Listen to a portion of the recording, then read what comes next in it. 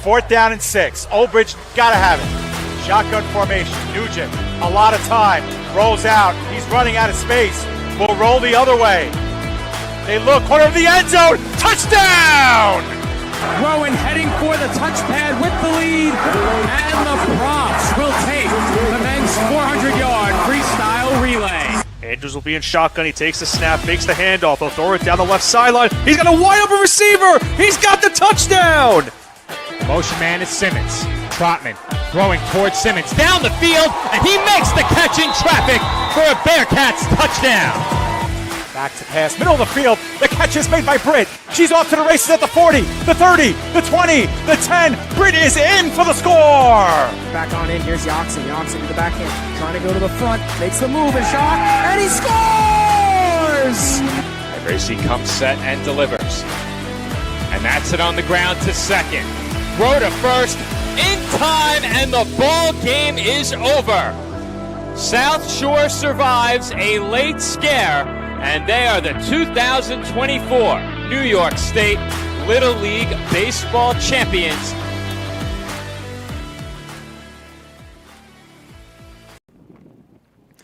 Live from Camden High School in Camden, New Jersey, PDF Sports Network welcomes you to continuing coverage of Tri-State Warriors football in the WFA. Tonight, a Division III matchup as the Tri-State Warriors play host to the Connecticut Ambush. Good evening, everyone. My name is David Pizzuto alongside Joe Foreman. And Joe, we got a chance to catch the Tri-State Warriors last week, a tough defeat at the hands of the Panthers of Virginia, a Division II opponent. This time they get to play against a Division III unit in the Ambush. And the Warriors certainly had their opportunities in that game last week that we covered against the Panthers. There were some key turnovers in that game that really hamstrung this Tri-State offense, as well as some key drops on both sides of the ball. They had a chance for a big interception in that game. That was dropped in the secondary, and they had some dropped completion opportunities that could have gone for some nice gains and kept some drives alive. But I think if you're the Warriors, you have to be pretty pleased with the effort of your defense in that game. You gave up 6 points on offense. There was a miscue on special teams as well that set up the Panthers. So if you look at your defensive performance last week against Virginia, you have to be happy with that. There are some things to clean up on the offensive side of the ball. Most specifically, the dropped passes. We'll see if they can correct some of that here today. Absolutely, and they certainly played well on the defensive side of the football. Only gave up the one touchdown despite losing 18-6, and we'll see them on defense first here as Haley Delonzo is getting set to kick off, as the Warriors did win the toss, but they did elect to defer. And so that will see the Ambush start off on offense first. The Ambush 1-1 this season, just like the Tri-State Warriors, a little bit lower in the standings. And we'll take a look at the standings during our first time out of the game and, of course, get you readjusted to how that works in the WFA if you're not already aware. But otherwise, just about set to go here as we get a good look at Delonzo.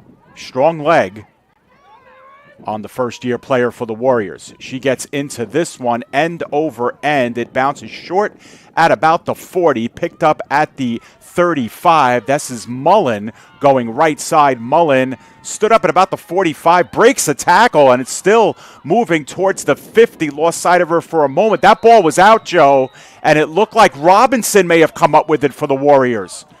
And that extra effort potentially resulting in a turnover. We're still waiting for the official signal, and it looked like they pointed in the direction of Tri-State. It will be Warriors football. Wow. A big moment in the game early here, and an improbable turnover on the game's opening play, and not what you would expect, not a muff by any means, and Mullen actually made 2 or 3 Warriors miss on the play, but the Warriors got the last laugh. Well, that extra effort really hurt on the side of Connecticut there on that return, and it was a very strong effort to stand up a host of potential tacklers on the side of Tri-State and keep that return alive by the returner Mullen. But as I said, it cost the Ambush possession of the football, and now Tri-State gets it at the 49-yard line. Great starting field position on their opening drive. Yeah, just outside the 50-yard line, but tremendous opening field position here, and They kick off to start the game, but they get the ball first. Janae Williams will operate out of the shotgun with Robinson to her left. 3 wide receivers set, but the give is on the delay to Robinson, but the ambush are going to eat it up in the backfield. Great open field tackling by Kenya Anselm and Alyssa McGowan. Anselm with a really big hit at the end of that play that she put on the ball carrier, Robinson, and you like to see that defensively after a turnover, especially if you're Connecticut, blowing up the first offensive snap of the game for Tri-State in the offensive backfield. That's a loss of about 3 on the play, maybe even 4. And now Tri-State backed up with looks like a 2nd and 13. Yeah, 2nd and 13 indeed here as they go backwards on their first play of the game. Warriors did a heavy dose of passing last week against the Panthers. We'll see if they get to that at some point. But now it's going to be Deneen Robinson on the opposite side, and she gets swallowed up again in the backfield. Nothing doing. Denasia Williams was the first one in, and that's another heavy loss. Yeah, and you hate to see that to open the game if you're Tri-State. 2 big negative plays for your offense, and it's an offense that last week was pretty pass-heavy early in the game. They did throw quite a bit. They weren't airing it out down the field, but they did get the ball out of the hands of Sine Williams rather quickly early in that game, and there were some completions that were on the table that just weren't secured in terms of completing the catch. But 2 runs to open up their first drive here in this game, 2 losses, and now it's 3rd down and very long, 3rd and 19. Absolutely. -9 on the first 2 carries by Robinson. That'll hurt the yards per carry statistic for sure, and almost a sure passing down this time. And that one is going to be intercepted in the low flat. And another big play by the ambush defensively. Kenya Anselm gets the interception, and they'll get started inside Tri-State territory. Oh, Anselm just standing there waiting for that football. It looked like Williams was trying to push it over the top of her to a receiver who was pretty well covered over the shoulder of the defender as well, so not necessarily a big window to throw that football. And as you'll see here, Anselm just waiting right there to come up with the interception. And not a good start for Tri-State offensively. I mentioned the turnovers that plagued them last week. One of those came in the form of a late interception at the end of the first half. Another came on special teams. And here they open this game with a turnover as the ambush now take over at the Tri-State 40-yard line. Yeah, we got a chance to see it and a little bit slowed down, and Anselm was just hanging out in that low zone. Easy catch for her. Returns it 5 or 6 yards as well, and now a play that gets blown up in the backfield the other way as a couple of Tri-State Warriors are there to take down Tanasia Bostic. Looked like Romeo was there first. Well, slow start for both offenses here in this game. We've yet to see a positive play on the offensive side of the ball, as now it is the ambush backed up 3 yards on 2nd down. They'll snap this one from the Tri-State 43. And we said it, Dave, Tri-State's defense did look good last week, did a lot of good things. They start this game off with a nice play. 2nd down and 13 after good gang tackling by April Romeo and Michaela Wilson on that last play. Valentino goes out of the shotgun this time. Voda in motion. It's a delayed handoff underneath and trying to spin and twist to the original line of scrimmage. That was once again Bostic on the carry, and the first one in there on the tackle, Cav Johnson. Well, they tried to catch the Tri-State defense off guard with that delayed handoff, and initially it looked like the back had a nice burst out of the backfield with a chance to make something happen on the play, but Tri-State defensively once again strong at the line of scrimmage, limiting that to a gain of just 2, and that will set up a 3rd down and long, 3rd and 11 coming up. Yeah, we got another chance to see that on the replay as well, and that's was really a force to the Warriors game last week. The interior running game, they were able to kind of stand still that for the ambush. Really nothing doing. The ambush did reel off some runs off tackle in that game early, but the Warriors really hunkered down well. 3rd down and 11 coming up. And there's another give once again in the backfield, and taken down immediately for a loss again was Bostic, and again it was Romeo there first. That was really well read by Tri-State defensively. Also in the backfield was Jasmine Poole as well. Coming off that edge, immediately read that play out of the backfield. The back never had a chance as two Warriors converged for the tackle. And Tri-State off a turnover, stands strong defensively, something we saw quite a bit last week. This Tri-State defense coming up big. They get the stop, forcing the 3-and-out and a punt. So the Warriors go -9 on their drive and turn the ball over, and the ambush returned the favor. They go -3 on their drive, and Valentino will stay in the game to punt here, lined up at her own 45-yard line. High snap. She's able to track it down nicely and punts that one middle of the field. Got a lot of leg into it, and that one's going to bounce all the way through for a touchback. Fortunately so for the Warriors. If that ball takes a bad hop to the right there, just a few short feet, it could have ended up out of bounds inside the 5-yard line, but instead Tri-State, the beneficiaries of the touchback, and they'll bring this one out to the 20. So the Warriors will have their second offensive possession. They went 3-and-out and turned the ball over on possession number 1, and will get started more conventionally here at their own 20 to start this one off. Team that only scored late in the game last week against the Panthers. It was a fourth-quarter touchdown that got that game to within 12, and Warriors did have a couple of chances after that, but never could make up that ground.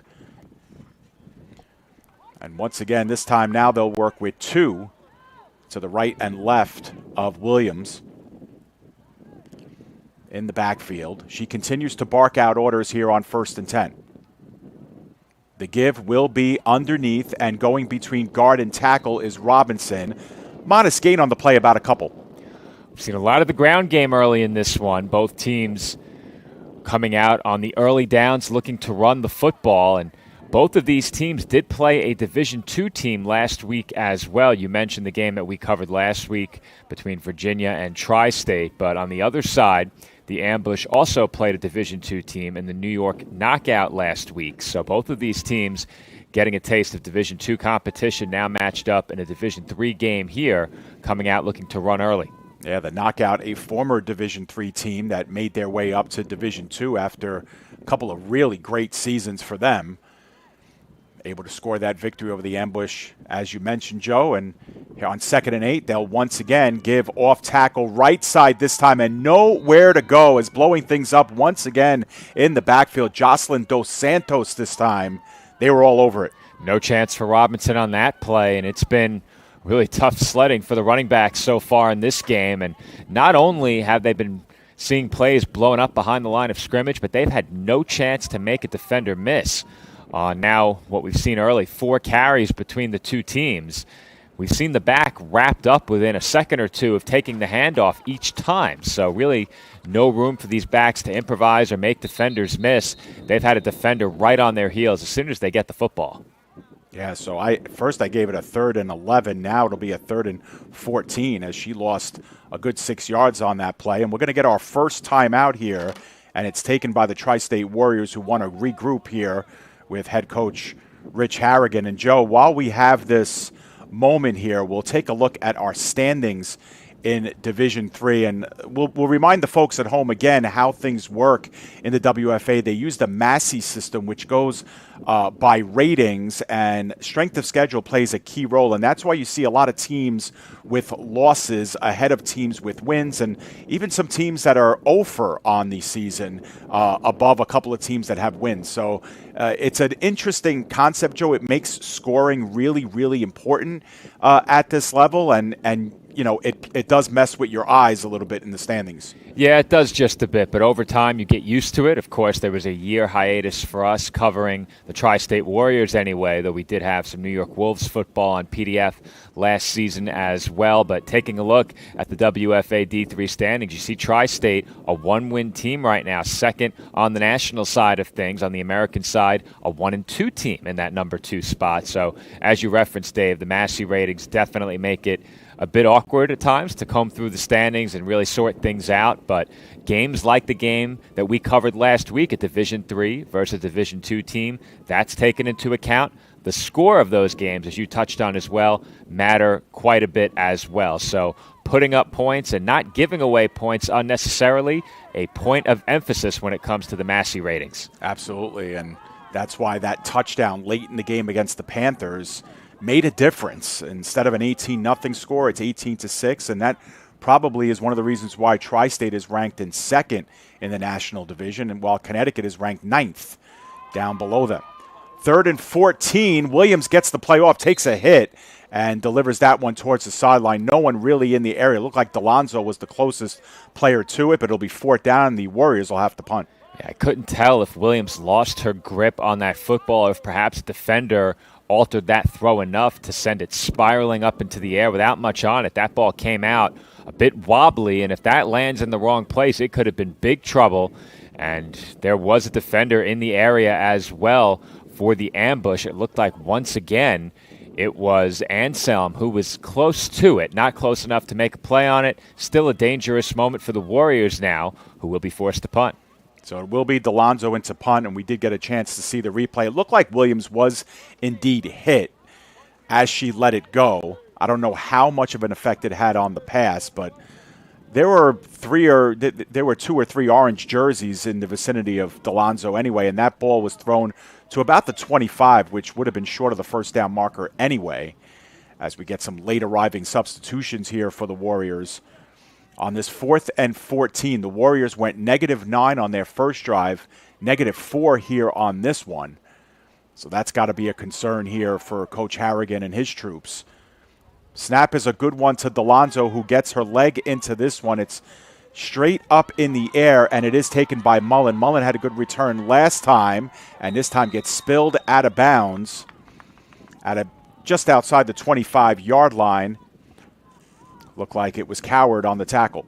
Well, 3 and outs always hurt your team. Obviously, it hurts the morale of your offense in a more mental sense. But in terms of field position, going 3 and out in your own territory really stings, as now you see the ambush offense getting closer and closer to the end zone without a positive play under their belt in this game. On the first drive, ambush went backwards. The Warriors on their first drive went backwards. Same for the second drive. And now Connecticut has it at the Tri-State 26-yard line. Prime scoring position here in this first quarter. Yeah, very good point here.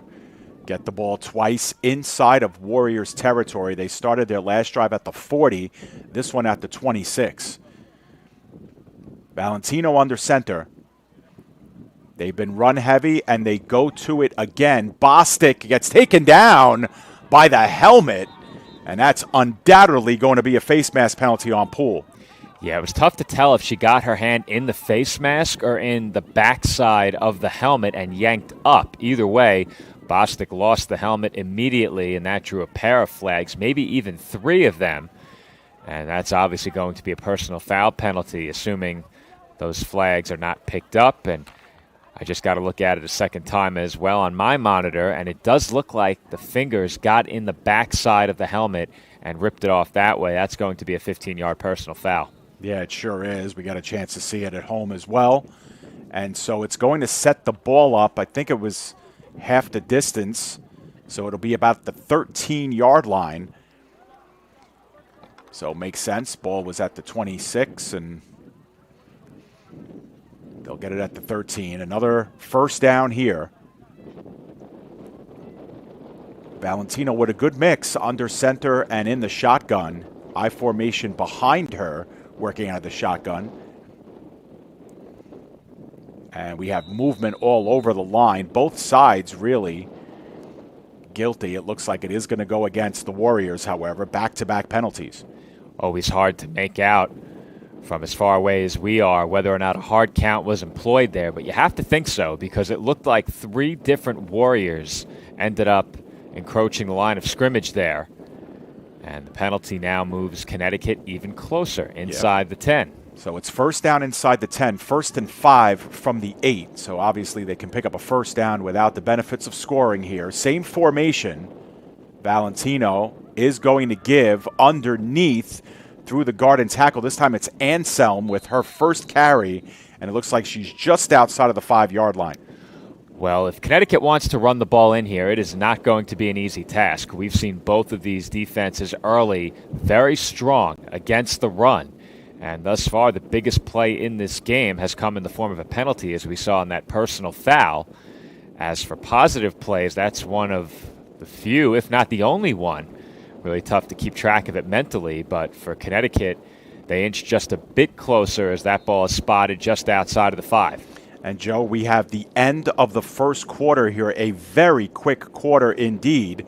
And at the end of one, we are knotted at 0. Both teams now with 2 drives under their belt. The ambush in the middle of their second drive, one that was gifted to them at the 26-yard line, and they're going to start the second quarter inside, just outside the 5. Well, if you're Connecticut here, the way this game has gone early, it's been a struggle for positive yards for both teams. When you have this kind of field position, you need to come away with points. And I would guess that in all likelihood it will be 4-down territory from here forward. It's always a question of whether or not teams have a kicker. In women's professional games and other semi-pro leagues and arena, it's very, very rare that we see teams settle for field goals, so you'd have to assume that it's 4-down territory the rest of the way on this drive. And if you're Connecticut, given this kind of field position off a 3-and-out, I think you need to capitalize and score here. Not sure you can afford to come away with nothing. That being said, the Tri-State offense hasn't done much, and if you can come away with a stop off a potential failure to score, you may get another chance. So both of these offenses really need to step it up here to start the second quarter. Sometimes it can be a bit of a slow start, and if you're Connecticut, you're looking to put an end to that right now. Yeah, and Joe, I can't remember the last time we've had 15 game minutes played in about 18 real-time minutes. I mean, that was one of the quickest first quarters I have ever been a part of here, as I think we were just north of 18 minutes that we've been on the air calling, since the kickoff, and here we go, first 15 in the books. Yeah, that was a really quick quarter, and I think that's testament to how often we saw these two teams run the football. Yeah. And there wasn't much ground to be gained there. And we'll see if perhaps one of these two sides looks to change it up.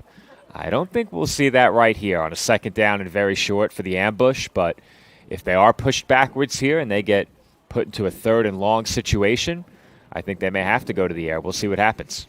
Yeah, so have a little bit of an extended stoppage here as Coach Harrigan is going over to speak with the head official here. Don't know exactly what this may be about, maybe a field issue or something else here, but ball, we thought it was spotted just outside the 5. Looks more like the 7-yard line, and they can get a first down by getting it to 3, so that's something to keep in mind as well. Don't need to get the whole chunk of it here, as we see Coach Harrigan has been with the Warriors since the jump. He's the co-owner and of this franchise, long-time coach with the New York Wolves, who we've covered here on PDF Sports Network last year when the Warriors were on hiatus, and back again here trying to lead his team through Division III.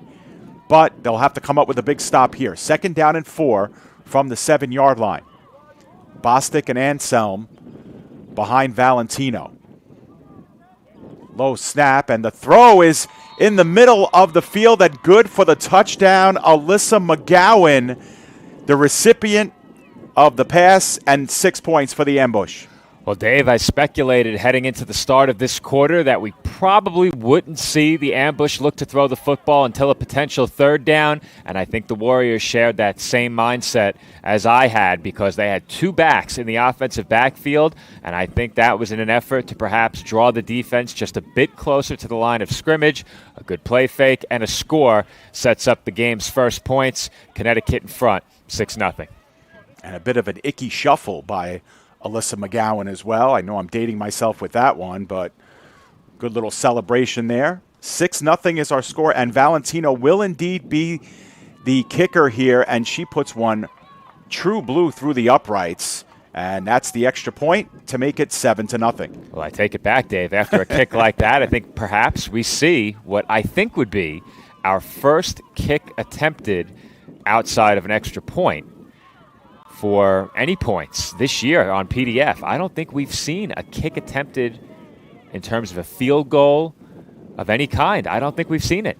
It would be the first time if a team were to attempt that in this game. But getting a look on my monitor at the replay of that touchdown, I thought initially there was a play fake. Instead, it was what I mentioned after that. Both backs were there as additional blocking. There was not a play fake there. No. Both backs immediately slid into a blocking position in front of their quarterback, allowing for that touchdown. And they didn't really need any extra blocking on that one. The Warriors did not get home, and the ball came out quickly. Nicely done by the Ambush offensively.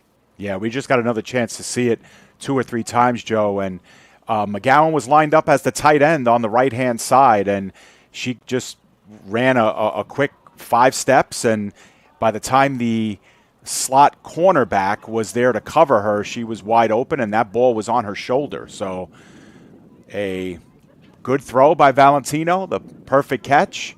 And we have a 7-0 game here on a drive that started at the Warriors' 26-yard line and was helped along by a 13-yard penalty off of a face mask a half the distance. So they only had to go 13 yards of real estate. And, Joe, we have another timeout on the field. And I think I know what's going on here, Joe, listening to the field reaction. I think that there's been some chatter between the Warriors players and the bench of the Ambush. And I think one of the coaches there of the Ambush has recorded something on her phone and is showing the officials. But I think that's what they're trying to sort out here. That's something that I can't say I've seen before, Dave. So I have not either. Caught in 4K, as they say. These iPhones now, they can record in 4K. So if you get picked up on one of those iPhones, you are certainly caught in 4K. But either way, it looks like they're about set to resume play again in this spot now, with Connecticut leading this one 7-0. And, Joe, it's a little bit late in the game to do this, but we are taking a look a little bit more at the Connecticut Ambush. This is the first time we're seeing them on the PDF Sports Network. It's their second year in Division III. Last year they finished 4-2 and finished 6th overall, but they did not play in the playoffs last year, and you see what they've done so far this season. They're a 14-point road dog in this one, but they've got themselves a 7-0 lead. That's a hefty spread. And you know how I'm a fan of numbers and calculating spreads, and I'm always interested to see what the Massey line is week to week. Short kick that time by Valentino. It's going to be flubbed at about the 40-yard line, and that ball is down and is covered up easily by Jamila Gordon. And, Joe, just like that, we are about to see the Ambush go right back on the offense. And we saw that last week for Tri-State, a miscue on special teams directly leading to points. And unfortunately, it looks like the Ambush are going to be set up in plus territory, and indeed they will, as that one is going to be spotted just across midfield, or perhaps just shy of it. Either way, great starting field position once again for the Ambush. And before the Warriors muffed that kickoff, I was going to ask, what would have been on that last drive were it not for the face mask penalty that obviously put the Ambush in scoring position, changed the play calling, gave them an opportunity to score on a short pass. And now, if you're Tri-State, you're hoping that you don't have to ask yourself what could have been if you fielded that kickoff cleanly. It was a short kick. Yeah. If you make that play with your momentum carrying you forward across midfield, who knows what comes of a potential kick return in that spot. Instead, it's a muffed kick, a turnover, and the Ambush have possession right back. The Warriors have now turned it over twice in the game. They did not yield points the first time, but they give the ball right back to a team that scored on their last drive, albeit a very short drive for them, but they get the ball, just as Joe said, right at the stripe. Under center, Valentino with the pitch. It will be Anselm this time. Goes around left tackle and is ushered out of bounds by Shakira Gray. Minimal gain, but there is a flag down. And we'll see where this is going to go, and it is going to be a face mask called against Tri-State. So another personal foul will send the Ambush marching forward deeper into Warriors territory. Yeah, so that's the second time the Warriors have been flagged. Now, this one was for 5 yards, Joe. So in the WFA, you do have the 5 and the 15-yard variety, but instead of a 2nd and 9, it'll be a 1st and 5. And you'll take that. Absolutely will take that. And if you're the Warriors here, you need to do all you can to avoid those kinds of penalties and make the Ambush earn their yardage on offense, because neither team so far has shown the ability to consistently put together a string of positive plays. Right. And I'll make another point here after this play that I messed up on before. Valentino with the low snap. She's going to go for the home run here down the left sideline. And that one is almost intercepted by Delonzo. Hit her in the hands. The pass was short. And we saw that last week, Dave, an opportunity in the secondary for an interception going straight through the fingertips of a Tri-State defensive back.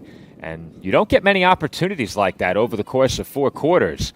And already trailing by 7, having turned the ball over twice, you would have loved to get one back there. And the way that was set up, you had the intended target and 2 defensive backs. Again, who knows what happens and what comes of a potential return on a pick right there. We have coaches on the field again here, Joe, as looks like the ambush coaches are having some words with the Warriors. And again, the coaches will meet up at the 50 with the white hat. But we got a chance to see the replay as well, Joe. And yeah, Delonzo, that one hit her in the hands. It was came in short on her, but long on the receiver. And you said it. There were plenty of drop balls in last week's game, and the Warriors left a lot on the table in that one. Now Delonzo did have an interception last week as well, and she was able to return it a pretty considerable distance. But, Joe, the point that I wanted to make before, too, was that on the last drive that the ambush had, and they scored the touchdown, they had a 13-yard penalty, but then the Warriors also had a procedural penalty as well and gave them another 5 yards. So when you break it down, that drive was only 26 yards long, and the Warriors had 18 yards of penalties on the drive. So it was only an 8-yard drive by the ambush. Yeah, we spoke about it at the end of the game last week. The issues that plagued the Warriors were more so on the offensive side of the ball. And in this game, the offense really hasn't figured things out yet. They've only had a couple of chances with possession. But now you're seeing procedural penalties, personal fouls on defense. And it's really tough to overcome those kinds of mistakes when your offense is struggling to put points on the board. And you mentioned the big interception last week and the big interception return, the 1 touchdown late in the game for Tri-State, but they're looking to really put together a solid offensive drive, a prolonged drive for the first time over the course of the last couple of weeks. And after all of this here, now the down marker says second down. We have it as a first down. Oh, no, it should be second. That's right. That's right, after the incomplete pass. Underneath, this is Bostic now. Bostic gets over tackle, but plows ahead for just 2. Grabbing on and making the tackle was Poole, never giving up on it. Well, Poole did a really good job there to stay with Bostic. It looked like Bostic might get away, had the stiff arm out there, but Poole was able to wrap her up around the ankles and bring her down for a short gain on the play, and that will set up a 3rd down and long here. Yeah, like I said, make that a third and a bit shorter. 3, yeah. But getting back to that other thought, Joe, they had the 8-yard drive on their first series. They were -3 on their second. So they've only had about 7 yards of offense so far in this one. And there's a screen down low, and it's incomplete. It went off the fingertips of Anselm, so it'll be 4th down. And we'll see what the ambush decide to do here on 4th and short. But, yeah, -3 yards, Joe, on their first drive, 8 yards on their second. And then they had a 5-yard penalty on this drive and only went ahead 2 yards here. So they've had 7 net yards of offense, and they have 7 points in the game. So that's a trade that you'll take here if you're the ambush. Yeah, I think you certainly will take it. And it looks like now they are going to punt it away on 4th and short. And there are 2 ways to look at this. 1, the Tri-State offense hasn't done much. You could make the case to go for it. 2, you pin them back, and if they don't do anything again on this drive, you could come away with great field position. Another high snap, but Valentino does get it down. It was shanked over to the left side, and it ends up out of bounds at about the 38-yard line. We lost track of it with our camera, but indeed that's where it'll be spotted. So, Joe, it ends up being about a 5-yard punt. So hindsight 2020 there, they probably should have went for it on 4th and 3. You took the words right out of my mouth, Dave. I was about to say myself. Hindsight 2020, the old Monday morning quarterback. In this case, it would be Monday morning quarterback as we're live here on a Sunday night. Right. An unusual wrinkle for us in terms of our WFA coverage, but That punt, as you said, a net of about 5 yards. I think without a doubt you're better off going for it. That goes without saying. However, given what we saw on the extra point attempt, I don't think we could have foreseen that, because the extra point was a strong kick.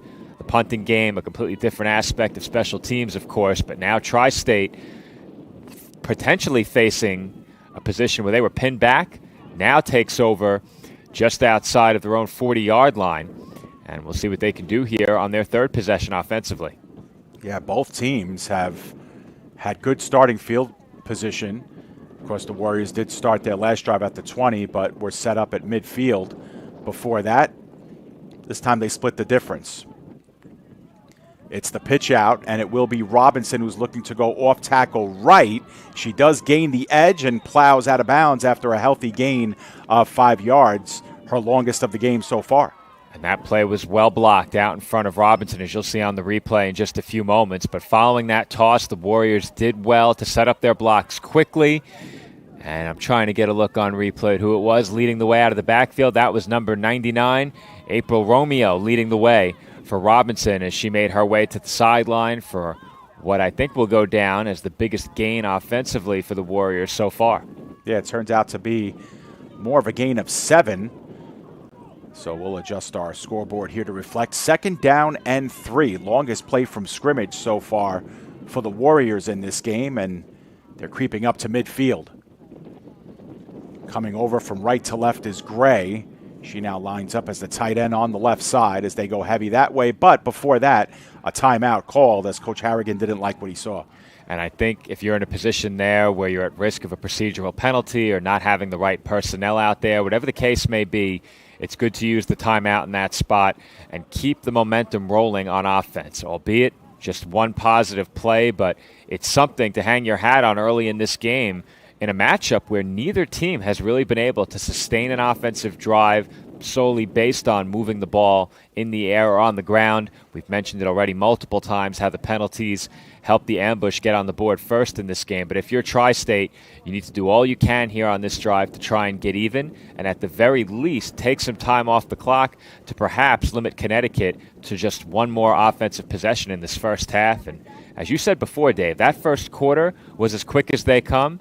I don't see this second quarter going by any less quickly. We've seen almost nothing but ground game.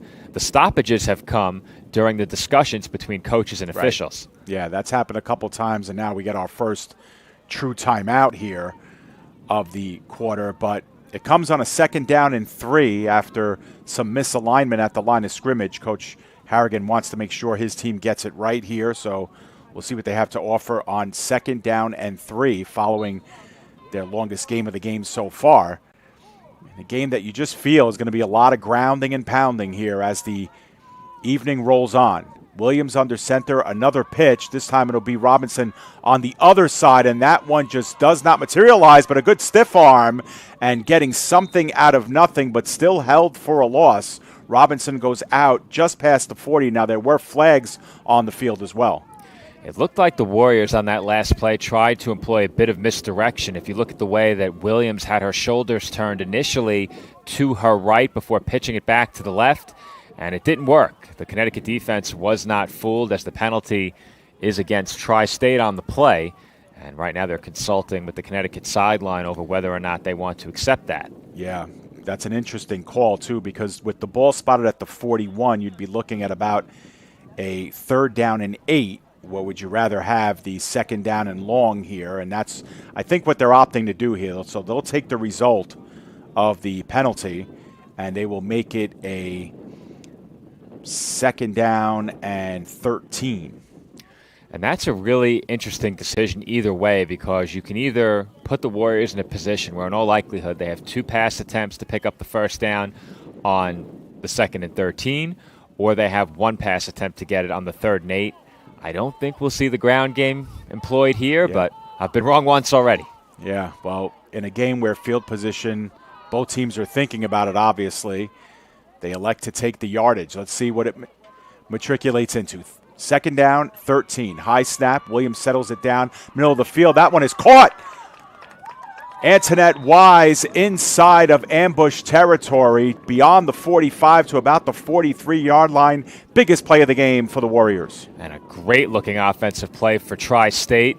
And I think giving them 2 chances to do that may have come back to bite the ambush there, as Williams throws an absolute seed across the middle, past the arm of an outstretched diving defender. And Wise able to secure it with a defender waiting to hit her as well and make contact. So that's a really impressive throw and catch as the Warriors pick up a nice chunk and a first down. Yeah, you said it, Joe. Probably one of the best passes we've seen here over these first couple of weeks by any of the teams that we've covered here. That was on a line, and Williams will right back to work again. Now has to step up into the pocket, and she is gobbled up perhaps at the line of scrimmage. Looks like a loss of 1 there, as getting in there first was Carly Webb to bring her down. Well, I mentioned it at the top of the broadcast how last week Tri-State looked to air it out quite a bit, and Williams did a lot of things really well in terms of getting the ball out, putting the ball on target for much of that game. Something that I've seen from Williams during our 2 seasons covering Tri-State, even going back to a couple of years ago, is that she manages to step forward to avoid pressure and not take huge losses when possible. She did so there on that play, limiting the loss to just a yard. So 2nd down and 11. We'll see if they go right back to the pass here as Robinson lines up to Williams' right. 4 wide receivers otherwise. High snap, but Robinson does bring it down and gets met at the line of scrimmage. Flags come out everywhere. She does plow ahead for a gain of about 2 if that stands, but it will be a holding against the Warriors. And they back up again as they were able to overcome it not too long ago ahead of that completion from Williams to Wise. But once again, the Tri-State offense backing up as the result of a penalty on a running play. And looking at what the Warriors have done so far in this game on the ground and what they've done in the air and very limited opportunities, I would guess that moving forward in this game, we might see them pass just a bit more. Of course, the interception early in the game hurt. Yep. And that came in a 3rd down situation where you're trying to pick up the first. But if you can keep yourself out of those 3rd and long situations and keep Sine Williams in positions where she doesn't have to pick up big chunks, I think we saw enough from her last week in the passing game that she can be trusted with the football. Yeah, I agree, Joe. It looks like they've tried to get to the run to establish the pass here, and unfortunately, though, this is a passing team, is the Warriors. They do like to put it up in the air. We'll see if they get back to it. They almost have to here on 2nd and 21. Williams will look towards the sideline, but that one's too far extended in the direction of DeLonzo. Headed out of bounds. Regardless, it'll be 3rd and long. And Williams put that ball in a spot where only DeLonzo could make the reception. It was out of her reach. But at the end of that play, it looked like DeLonzo may have come up limping just a bit, making her way back onto the field of play along the sideline. And she appears okay. She's headed back to the offensive huddle. But either way, that's a play where, as a quarterback, putting that ball in a spot where only your receiver can get it is key. However, that does make your window for a completion very small. And we saw that one just a bit wide of the target, DeLonzo.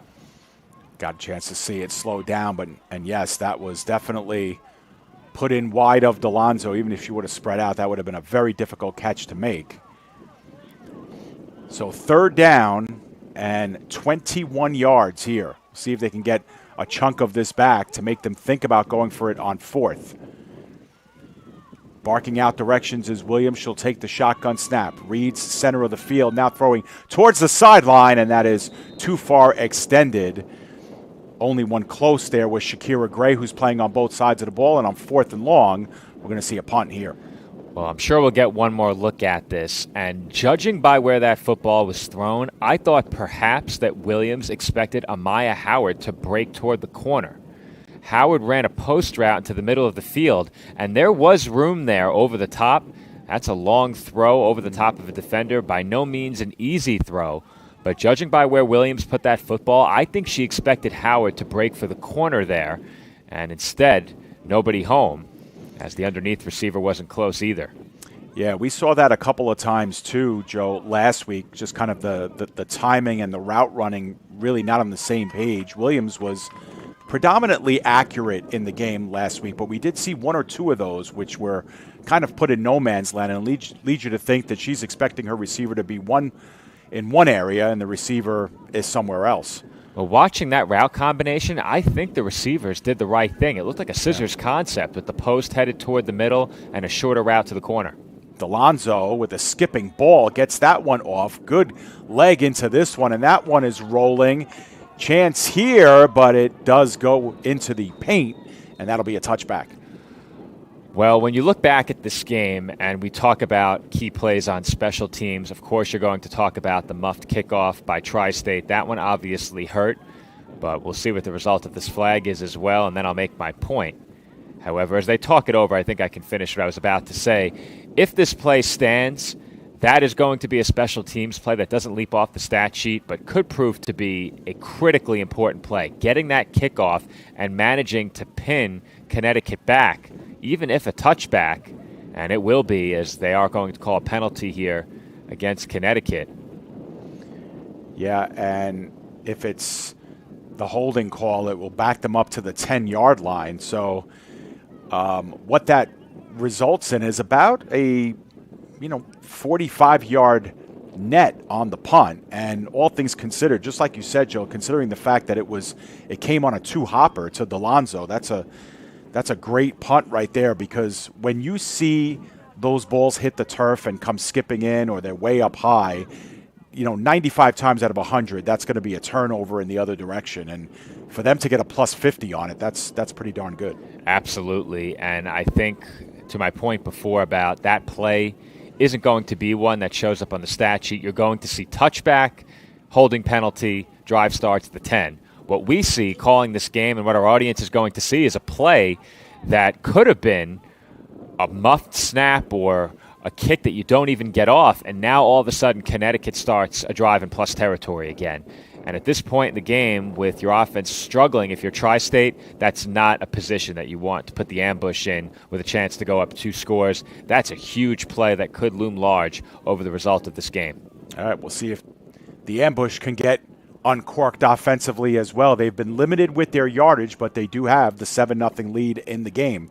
This is their worst starting field position of the game as they go up the middle. Good second effort that time by Bostic again. Felt she had her face mask interfered with by Johnson, but she does plow ahead for about 4 yards on that play.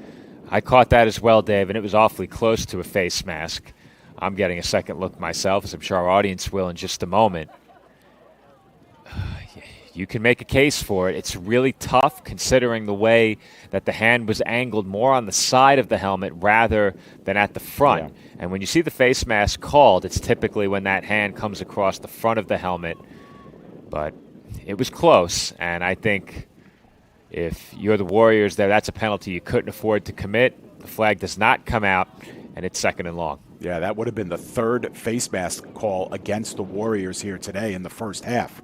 Valentino back to pass. He's looking middle of the field. That one behind, then intercepted on the tip drill. The Warriors will get it back. Looks like right on the doorstep of the red zone. That's April Romeo coming up with it. And that's a huge play for Tri-State defensively. We said it earlier, the defense has done a lot of good things the last couple of weeks in the games that we've covered here on PDF, and they make a big play here with the offense off to a bit of a slow start.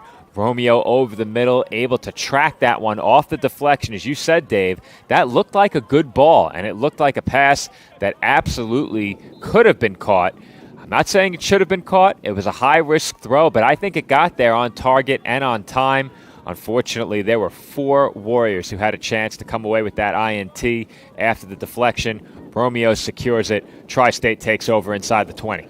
Yeah, that pass was just a little bit behind the intended receiver, and the receiver was able to get a mitten on it, but tipped into the hands of Romeo, who actually makes a really nice play to grab that ball. That takes a lot of concentration. You don't see that play being made a lot, but like you said, Joe, they're now inside the red zone. So the Warriors, again, with great field position. Let's see what they can do on this one.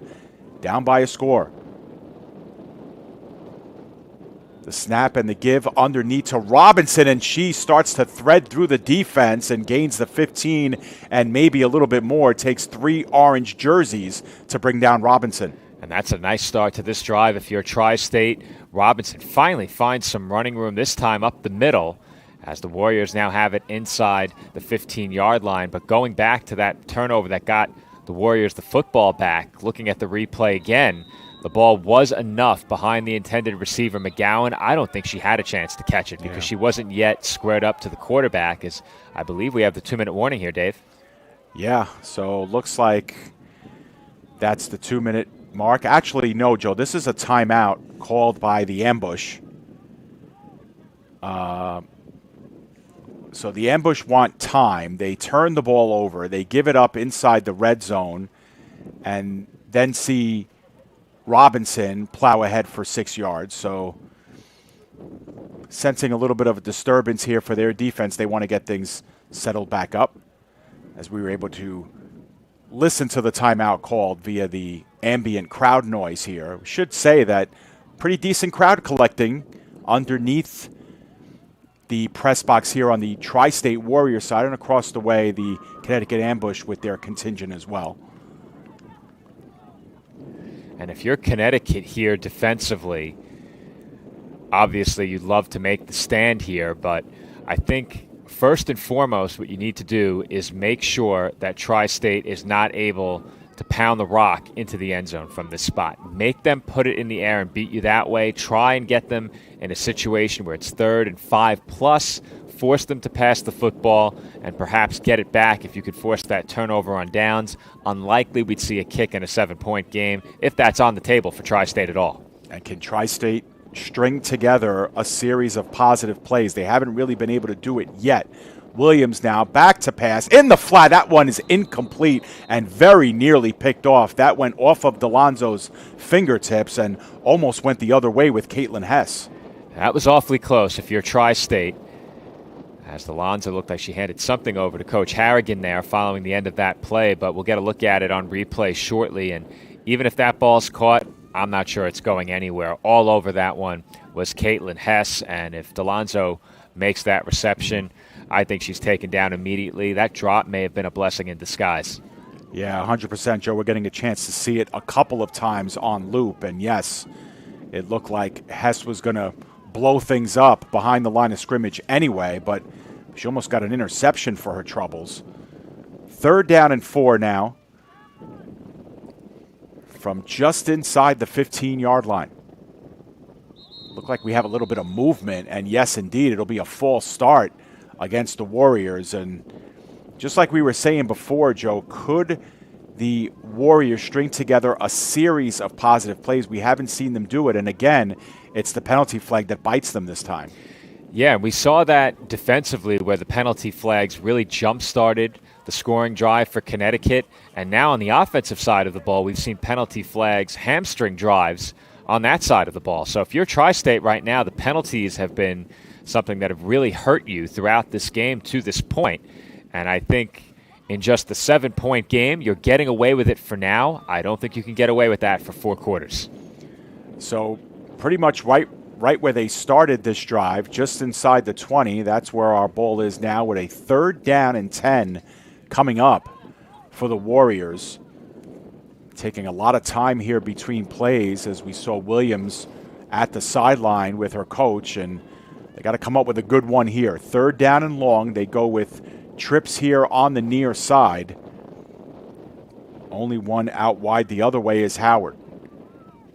Williams out of the shotgun, reels back, 3-step drop, looking in that direction, and that one is incomplete as we have a flag come in from the secondary. That was intended for Delonzo, and it looked like there may have been some entanglement there, Joe.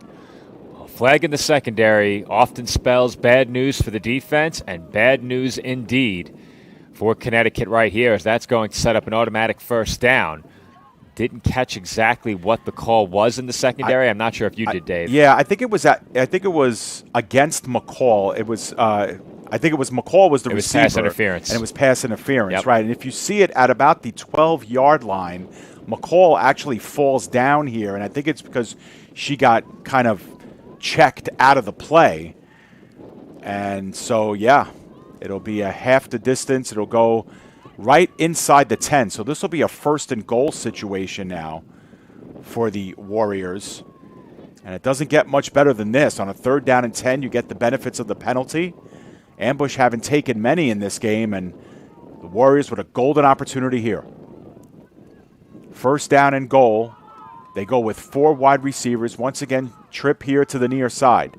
High snap. Williams settles it down, has to move up in the pocket, and she's going to be taken down for the sack.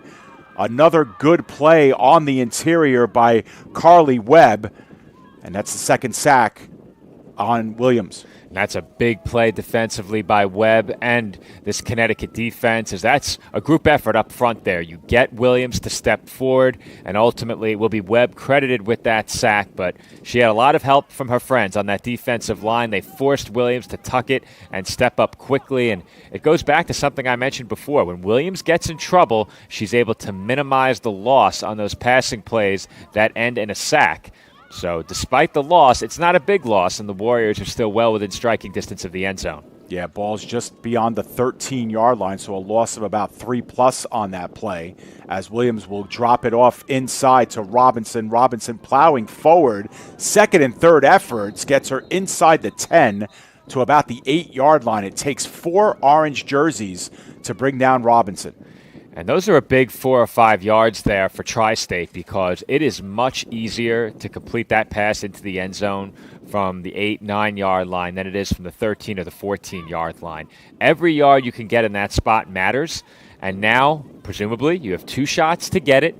You don't have to get it all here on 3rd down. But if you're Tri-State, I think the goal here is to get at least something. It doesn't have to be the end zone, but you certainly need to pick up a couple of yards in the spot. So 3rd down and goal from inside the 10 at the 9-yard line. The Warriors have been in this position before inside the red zone. They turned the ball over on an interception, as we are going to have a timeout, and it's called by the Ambush.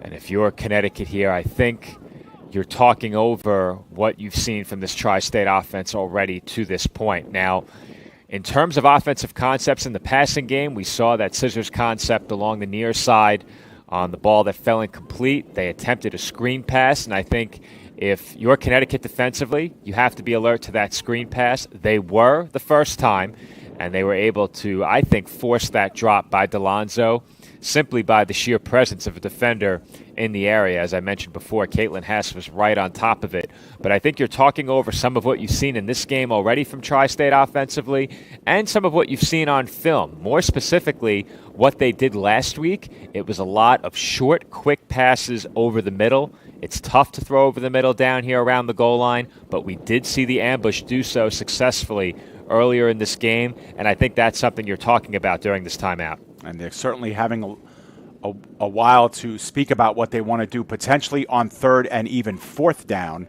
after this play. I'm sure there's a couple of plays being called here. And, Joe, while we have the extended timeout, we'll show the Tri-State Warriors schedule. We'll be back for one more, and it'll be the season finale between the Warriors and the Buffalo Blizzard. They come into town on June 14th. Possibly here in Camden, possibly elsewhere, but PDF will bring that game to you as well. Before that, road games against the Harrisburg Havoc and the New York Knockout, who we mentioned before, having defeated this Connecticut Ambush team last week. It's something that we talk about all the time with these abbreviated schedules. Not much time to figure things out and get it right. There's a big game in the standings for both of these teams in terms of record and in terms of Massey rating. All right, 3rd and goal here. Williams being flushed out a little bit, looking for corner of the end zone, and that one is too high and elevated in the direction of Delonzo. And don't think she had much of a chance there, Joe. That pass was just elevated too high. Yeah, I don't think she had a chance, but if there was any chance, it was taken away by the presence of the defender over the top. Delonzo saw that a big collision was incoming as Erica Vada sprinted in to potentially break that one up if it was necessary, but the ball did fall incomplete. I think if Delonzo really extended and there's no defender there, there was an outside chance, but as you said, Dave, I think the ball was just a bit overthrown. Yeah, if she breaks that post and heads back towards the corner pylon, maybe there's a chance. But Yeah, if that ball is thrown out of line, she's going to get lit up by the safety there. So 4th and goal here, last chance for the Warriors. Can they cash in, potentially tie or take the lead? Williams will look opposite direction. That one's intercepted. Intercepted in the end zone. That was Vada that time. She decides to take it out, gets slammed out just beyond the 15, but the Warriors, who were going to lose the ball anyway, Joe, you understand the throw in traffic, but Vada is able to step in front of it, and another turnover for the Warriors, their 3rd. And that's a chance you have to take there. If you're Williams, you would love to have just a tick or two more to get that ball out. She didn't have it. The pressure was right in her face. 2 defenders closing in. Not enough Warriors to block there. And the ball had to come out, I would assume, a bit earlier than Williams wanted. And you'll see it on the replay here. There is an opening in the middle of the end zone, but Vada breaking on that throw was basically thrown the football directly as she made the break on that ball in front of the receiver. But if you make that kind of break as defensive back and the ball is held just a tick longer by Williams, who's then able to throw over the middle a bit more toward the back of the end zone, you have a chance there. If you're Tri-State, the pressure up front defensively from Connecticut didn't allow that time. Williams didn't have a choice. And once again, the ambush forced the Warriors into a turnover. Yeah, so last week against the Virginia Panthers, the Warriors were in this same scenario, just about inside the red zone. They had a ball picked off right before the end of the half, actually. That made it a 12-0 lead, and now another interception in the end zone thrown by Williams here back-to-back weeks, and this one gives the ball back to the ambush. So the Warriors have had the ball in great field position here in this first half. That one was inside the red zone, unable to cash in. Got to give the ambush a lot of credit as well defensively. But they take over here at their own 15, so they've got quite a distance to make up as well. Anselm on the delayed handoff tries to gain the edge, does. We have a late flag that comes in the backfield. Looks like we know where that one is headed. Anselm got about a yard or two, but this one's coming back. And that's about as delayed a handoff as you'll see. I think the ball was in Valentino's hands for at least 2 full seconds, maybe a bit more than that. And I think when you have to hold your blocks up front for that long ahead of a handoff, it makes you very prone to a holding penalty just like that one. Yeah, and sometimes you see that when there's the run blitz coming in, the over pursuit by the 2 defensive ends. Sometimes you're able to spring that delay, but Warriors were not having any part of that. You're right, Joe. We got another chance to see on the replay. That was a good 2.5 seconds before that handoff was taken by Anselm. And the loss here, half the distance, brings the ball to the 9-yard line, so it'll be a 1st down and 16. And another delay. Almost a carbon copy here. It's blown up in the backfield again, breaking tackles, but not breaking the final one by Felicia Johnson. Was Bostic again on the carry. Another loss. I'm not sure what they saw on 1st down that led them to think about calling that play again. The Warriors were all over it. The Warriors have done a good job up front against the run so far in this game. And now you've set yourself up where you're taking a snap from inside your own 5 at about the 3 or the 4 yard line. But, you know, I think more so than the play call, I think they were just trying to keep the ball out of the air there and not risk a catastrophic play. I think that's a very safe play call, but the delayed handoff is the part of the equation that leaves me scratching my head a bit. Yeah, it's getting more and more dangerous here for the ambush. They started at their own 15. Now they're at their 4. So it's a 2nd down and 21 here coming for Valentino. Is working out of the shotgun. A low snap. She's able to do well with it. Pass up the middle, and that one skips into the turf. Low on Vada, I believe. Actually, no, that was intended for number 4, who I do have on my roster, Sarah Marlnes. First pass in her direction, and it looks like this is the 2-minute warning, Joe. Yep, there's the signal. Well, we've seen some dangerous pass attempts by both teams in this game, and I'm not sure there was one more dangerous than that. You had two defenders converging over the intended target on the play, and even if Caitlin Hess is able to make that catch, it's not close to a first down. So that's a high-risk, low-reward throw, a really, really dangerous play. Yeah, I misspoke. That was Hess, the intended receiver. 3rd down and 21. And we'll see now under 2 minutes to play in this first half if they decide to keep it on the ground. They do not. So it's Valentino in the flat, and that one is incomplete. Looked like McGowan wanted a flag there. Dave, I hate to see a flag thrown there, but it looked like the defensive back got there early. I was about to say it. Well, we're going to take another look at it, and we'll look at it slow down as well, and we'll see. Yeah, I was going to say that and make that point.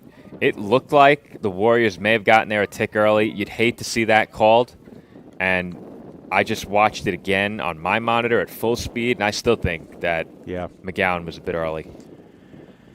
Yeah, and obviously there was no need there because even if that pass is completed, you're talking about a pass that was 15 yards shy of a first down. So I think the Warriors might have gotten away with one there, and I think the ambush feel the same, as now Valentino will have to punt from just inside or just under the goalpost. And Joe, now we have a flag here, but Joe, we've seen a couple of snaps go high on the ambush as well. Valentino's had to backpedal 2 or 3 yards to field some of these snaps on punts. So here's another dangerous play. We're going to have a delay of game penalty on the ambush, which is going to make this spot now at the 2-yard line.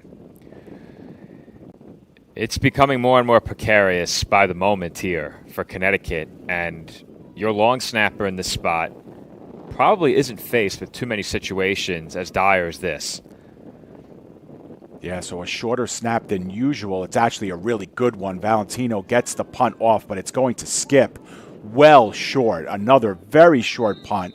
It is downed by Vada inside the 20. And Joe, back-to-back drives now. The Tri-State Warriors will have the ball in the red zone to start things off. And taking a look at that snap again, that's about as safe as it gets. Of course, you're going to try and max protect here in the spot. They did. That was a very well-blocked punt. But if you watch the snap, the ball was sent back to the punter very, very softly. A snap where you can virtually make no mistake.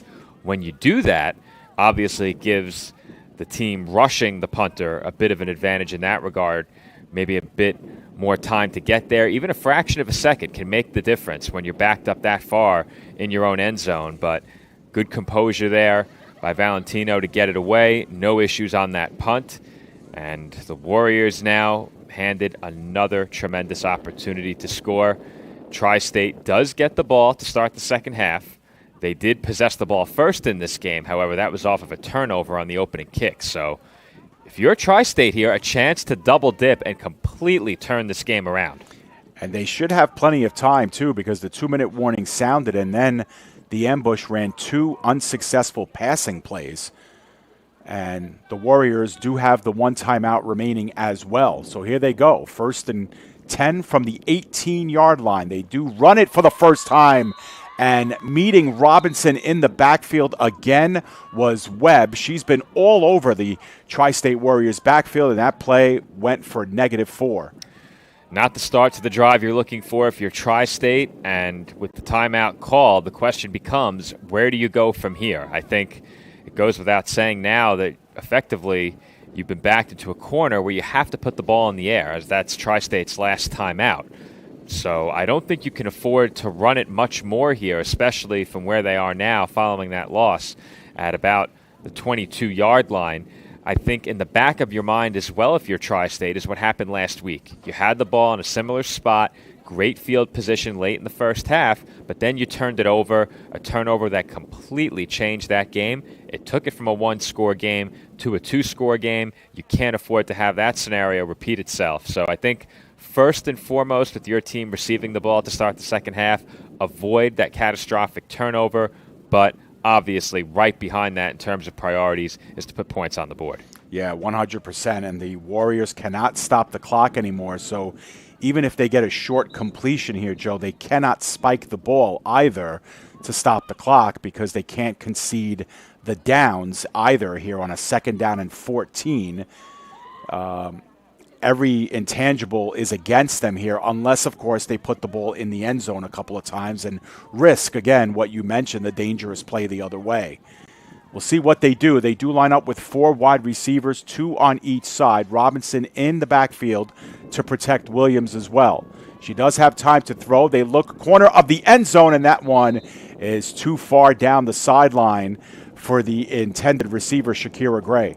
And Gray had a step there. The safety over the top was closing that window quickly, but that's another one of those balls where if you put it in a spot where only your receiver can get it tight along the sideline, it's a low-risk, high-reward throw because the defensive back's not going to have a play on it, and your receiver, perhaps, if you put enough air under it, is able to make that catch right along the sideline without being put at risk of taking a big hit. The window was tight, but I think Williams, with that throw just being a bit over the top, was in a position where there wasn't much risk associated with that one. Right. Great. Did look like she had a little bit of a step there, but that just could have been the... That's a pick play as well, Dave. Yeah, that exactly. is offensive pass interference. Yeah. I don't know how they didn't call that. So 3rd down and long, perhaps looking for the same play, and Williams is going to be dead to rights. That is another sack, I believe the 3rd one, and Webb was in on the stop again. Tanasia Bostic helping out as well. And now, will the Warriors have enough time to run a 4th down play here from the 29-yard line? Do they want to, is the question. Do you want to? Fair point. Because I think if you have the option to take this one to halftime here, I think you take that opportunity and let this game reach the half. I don't think there's enough benefit on the side of going for this from this far out. But I think it also comes down to how much of an arm does Williams have. If you can reach the end zone in the air, I think then you definitely take the opportunity to go for it. If not, I think you let this one reach the half. We'll see what they do. Either way, this could very well be the final play of the first half. 4th and 21. They go sideline, right-sided line, and that one is just beyond the reach of Delonzo. By the whiskers of her fingertips, Joe, they almost got the 6. She had the arm, Dave, and the look was there. You can't ask for any more than that if you're Tri-State. As the official glances down at his watch, we probably have just a few seconds to go before halftime. But as we get another look at it, you'll see the Warriors had it, Dave.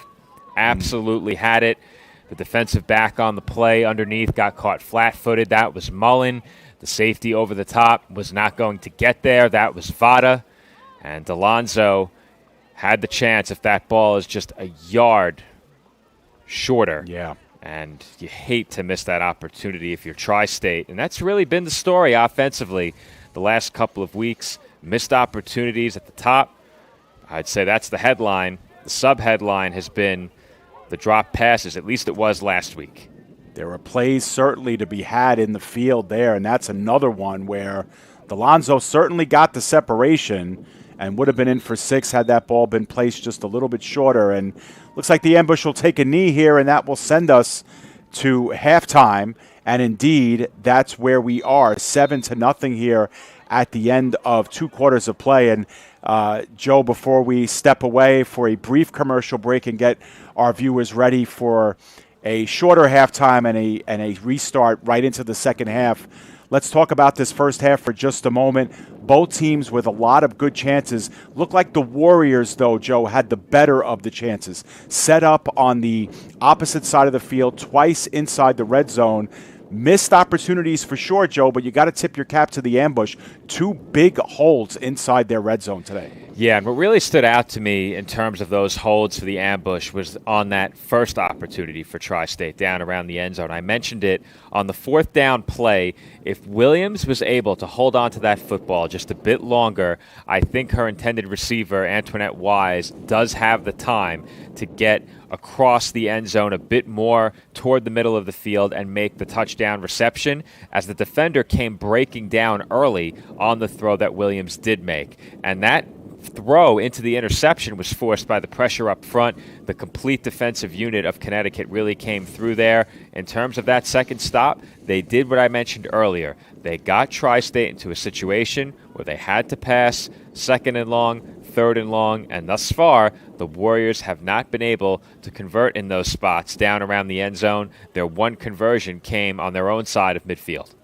I'm not quite sure about the numbers, Joe, but I think the Warriors might have had more total yards in that half than the ambush, but the ambush on a short drive of their own, on the a drive where they were gifted inside the 30 of the Warriors, were able to register. That's the lone score that you see on your scoreboard. We are at halftime here.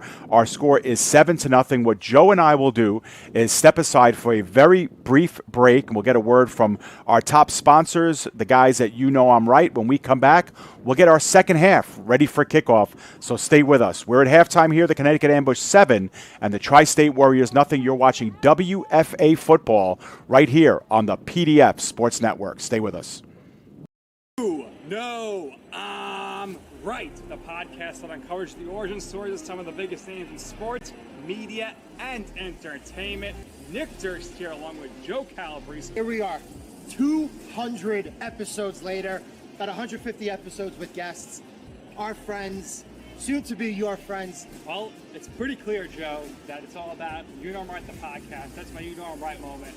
Wanted to do a podcast, and everyone was like, what are you, crazy? Who's going to listen? You're not going to get guests. Well, guess what? I'm the best when it comes to getting guests. You could vouch for that. I am so happy that you asked me to do this. I couldn't have been more thrilled. And follow us on socials, check us out. I promise you, if you want to work in media, whether you work in media now, whether you want to quit your job and work in media, come to us, and I promise you, we will get you on the right foot.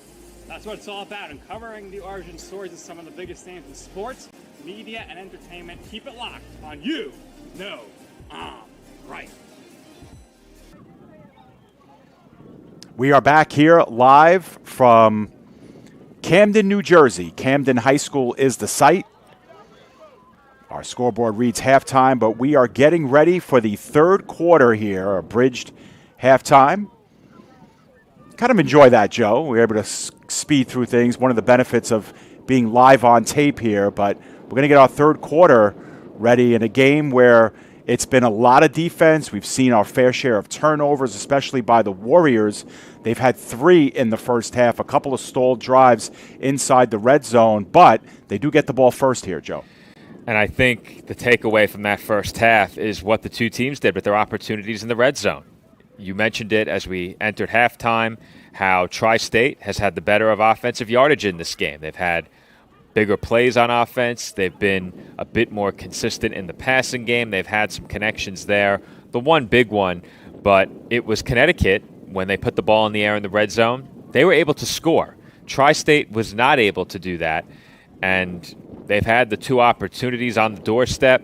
One time they were backed out of the red zone. The second time, or I should say the first time, they failed to score in close. The second time they were ultimately backed out of the red zone. But either way, it is Connecticut that leads 7-0 behind scoring on their one red zone opportunity. Tri-State yet to score inside of the ambush 20. Yeah, and that ambush touchdown drive was also aided by a couple of big penalties by the Warriors, and that too has hurt the Warriors in the first half. We'll see if they can rectify that as well. Still anyone's game here, 7-0 between the ambush and the Tri-State Warriors. 2 1-1 teams looking to go over the 500 mark this season. Valentino, another short one. That one is fielded clean by Howard. I thought at first wanted to pitch it, but she does keep it. Yeah, Dave, I saw that as well. I agree with you. I think she, for a moment there, was thinking about it, and fortunately for Tri-State, thought better of it. As I'm getting a second look at it right now. Yeah, so are we. And I don't think so. I I'd like to think she was not thinking about a pitch there. Yeah. And I think it was just the way that she went down after being tripped up on the return. Or but just trying to secure it more into her yeah, body. It looked like I maybe. saw what you did. I saw what you did as well. Yeah, but either way, one thing that the Warriors cannot complain about at all is their starting field position in this game. They started one drive from their own 20. I think other than that, they have been from the 40-yard line out, and they had, of course, the 2 possessions that started in the ambush red zone. But here we go. They're 53 yards away from pay dirt as we see what the delay is here on the field as we're reversing our markers here for the second half. So that's going to take a little bit to get situated.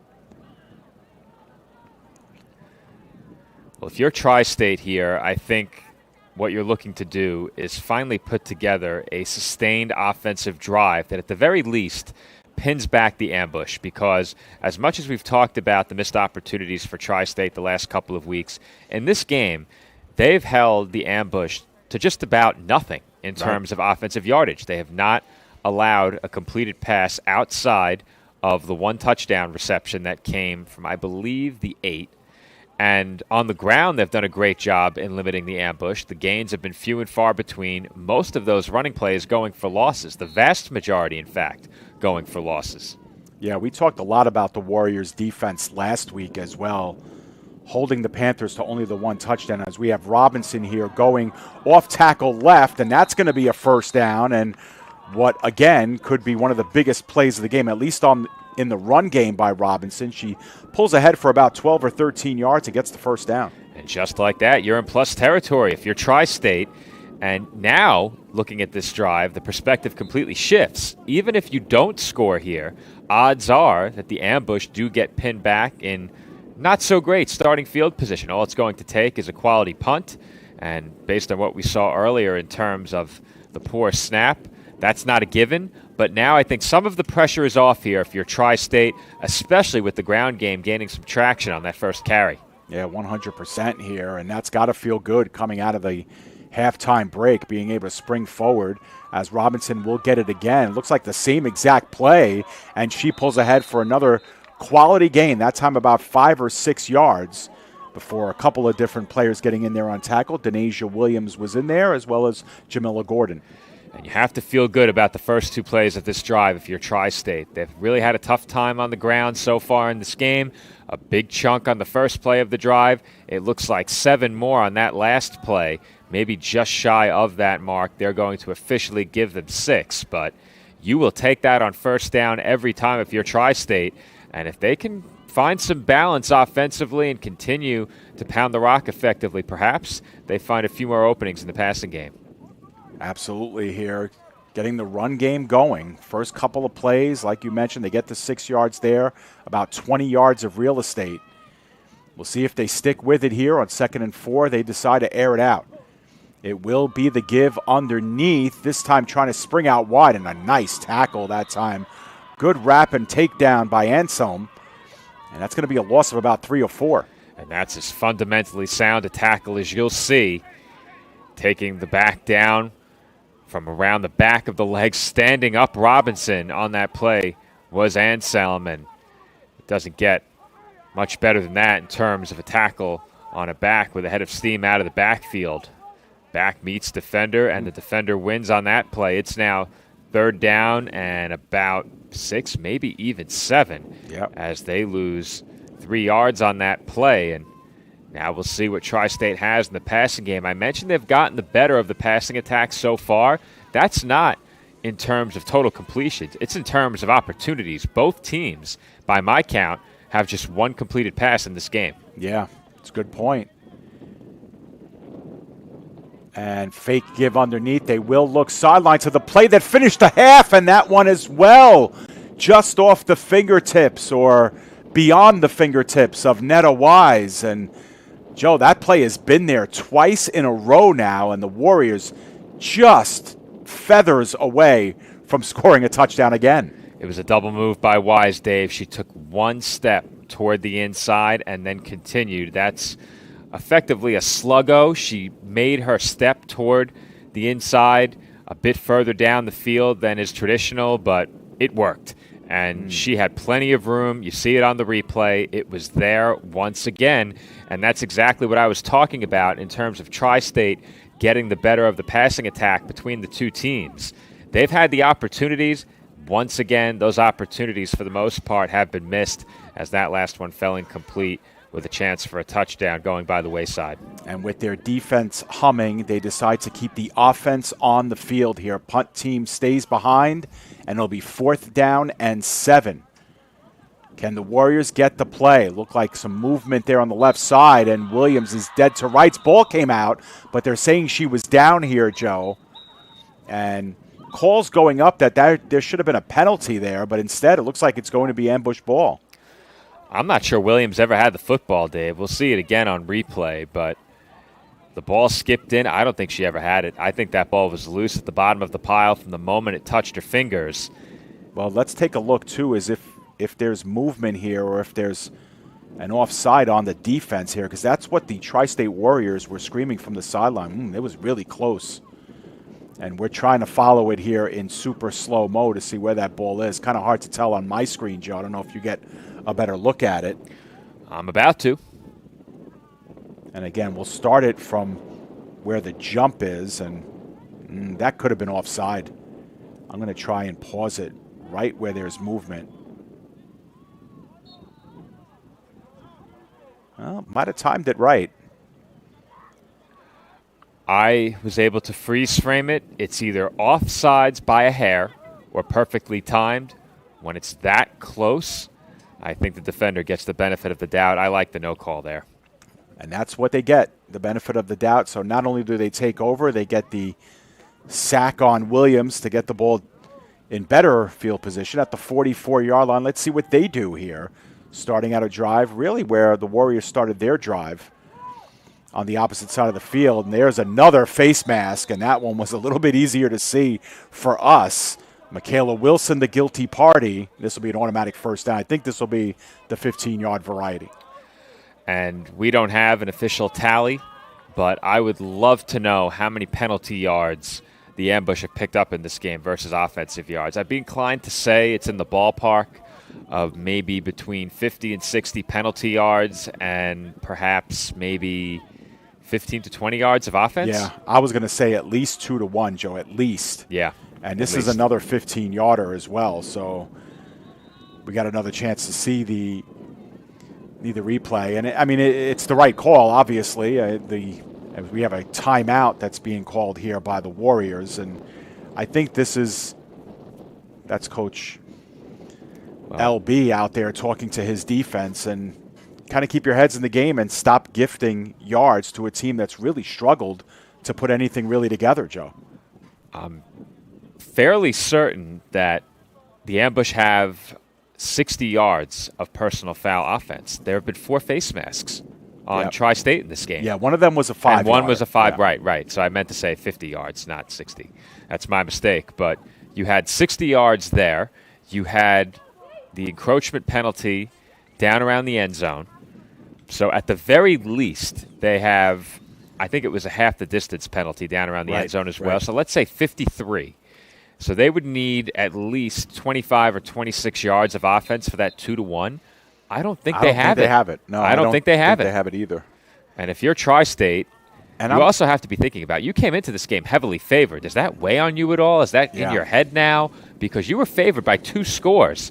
And the defense has done the job in terms of yardage, but the penalties have been killer. And I'm wondering, too, Joe, if the ambush have any first downs in this game minus the penalty, if they have a first down rushing or receiving in this game. I think the answer is no to that question as well, as we have another run up the middle, and that one goes for minimal yardage, as hanging off for dear life was Dorsey, and the whistles will blow, and we'll hold that to a gain of about 1 for Bostic. Well, if you're Tri-State now, you've seen what Valentino can do as a kicker. So I think your margin for error here defensively shrinks just a bit. By no means are you in field goal range or perhaps anywhere near it from here, just inside the 40, but in the back of your mind has to be the possibility of a field goal attempt. And there is a massive difference between a one-score game and a two-score game right now. Right. So if you're Tri-State, I think you have to know that. And in this spot, make sure you do not allow the ambush to get into an area where a field goal try is on the table. Absolutely. It's going to take certainly a lot more distance than this, but it's a big opportunity for the ambush. Inside the 40, possible delay. That one almost intercepted, and perhaps it should have been by Wilson. I don't think she expected it to be on top of her that way, but went off of her fingertips. Well, the ones that catch you by surprise as a defender, typically very difficult plays. And in that situation, Wilson had to make the catch through an offensive player. So that's a bit tougher, especially for a player who may not be used to those kinds of opportunities at a linebacker spot.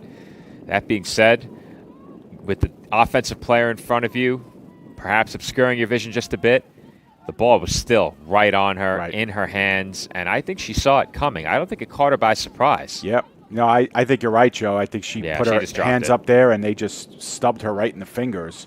Yeah. 3rd down and long. Valentino's going to look for the home run, the right side, and that one is dropped.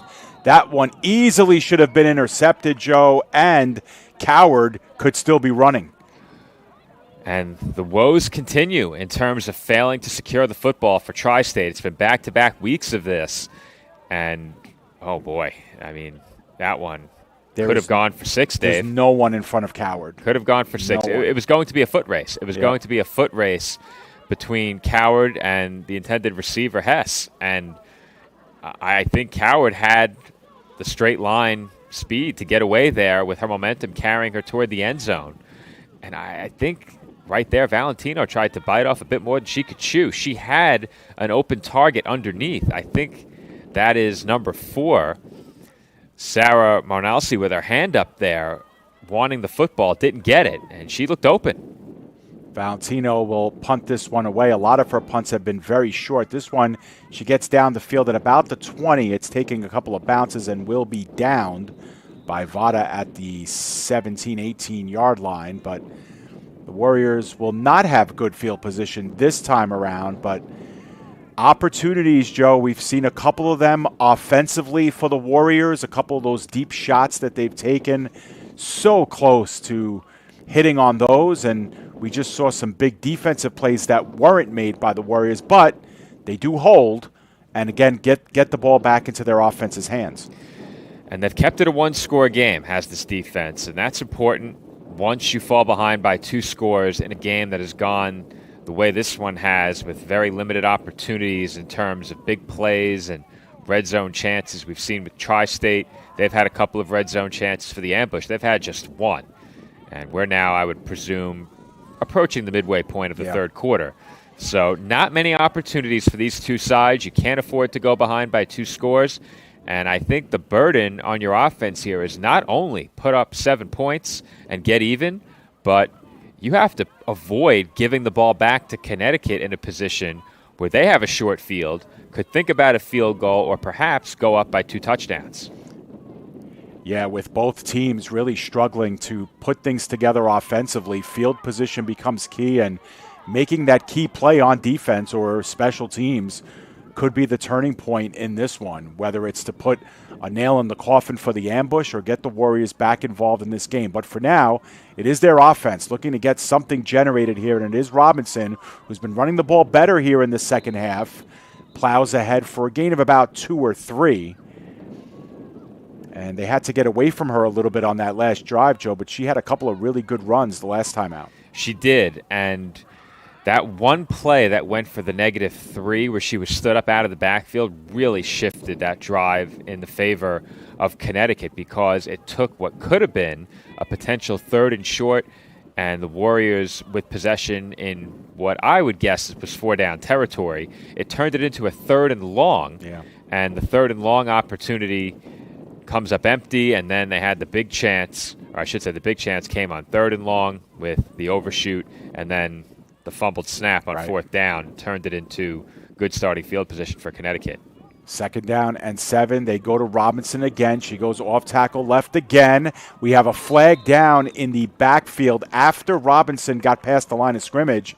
Looked like she got more than enough for the first down, and we'll have to see what comes of this penalty. It's going to be a hold on Tri-State, Dave. There it is, and now we have some pushing and shoving the other way. Helmet is off as well. But if you're Tri-State, early in this game, we've said it now at least 5 times, how the penalties on defense have been killer, and you could make the case that penalties on defense are the only reason why the Ambush have been able to score in this game, because they have not showed the ability to gain any significant traction on offense. They were set up in large part by a Tri-State face mask, helped along further by an offsides or an encroachment, either way, a pre-snap penalty, and then they scored on the short pass. They have not completed a pass since. They have nearly been intercepted and were intercepted once, nearly intercepted twice, were intercepted once. But now, in addition to penalties on defense for Tri-State, you're committing penalties on offense that are slowing down your drive, and we do have offsetting personal fouls that were called in the midst of what occurred following the end of that last play. Yeah, so Joe, what if I'm good at reading lips and finding out what happened just based on the audio, looks like there was a holding call during the play and then offsetting personal fouls after the play. So the offsetting fouls offset, and the holding call will be, the yardage will be assessed at the end of the run because the hold was up the field. So it looks like what would have been a first down is going to be about a 2nd and 8 or 9 here, backing up to the original line of scrimmage. Tri-State putting themselves behind the 8 ball time and time again, whether it be with the penalties on defense that allowed the Ambush to score or on offense, really slowing the momentum that had been built on the ground. As we do have a conversation that continues over on the Connecticut sideline, we're still awaiting this next snap, but the Warriors very quickly are seeing their opportunities to score dwindling in this game as we approach the later stages of this third quarter. So maybe it's a 2nd down and 2 and not a 2nd and 8 like I said before. Just having all sorts of problems here, and the officials want to talk to both sidelines. But, Joe, it's one of the things that I made note of in the first half, too, was that I didn't see any plays where the Warriors were able to get 2 plays in a row of positive yardage. That happened to start this drive, or this half off, I should say. But I think that's just been a constant, a constant ding against this offense, is that, they get 1 positive play, 1 step forward, 2 steps back, so to speak.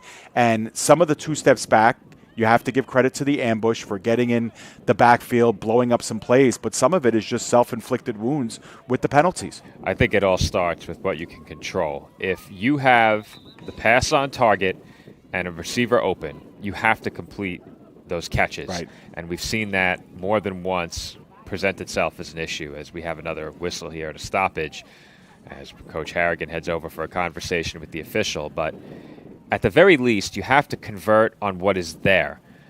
The open receiver is there. The ball is on time and on target. You have to complete those catches.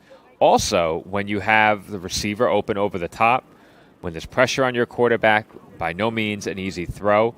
However, in the situations where you're able to get the ball out quickly, not under pressure, and have your receiver open, those are chances you have to convert on. And then lastly, when the ball is in the hands of a defender that is all alone, you need to come up with those more often than not. And those are 3 areas the last couple of weeks where the Warriors just haven't had any success or consistency.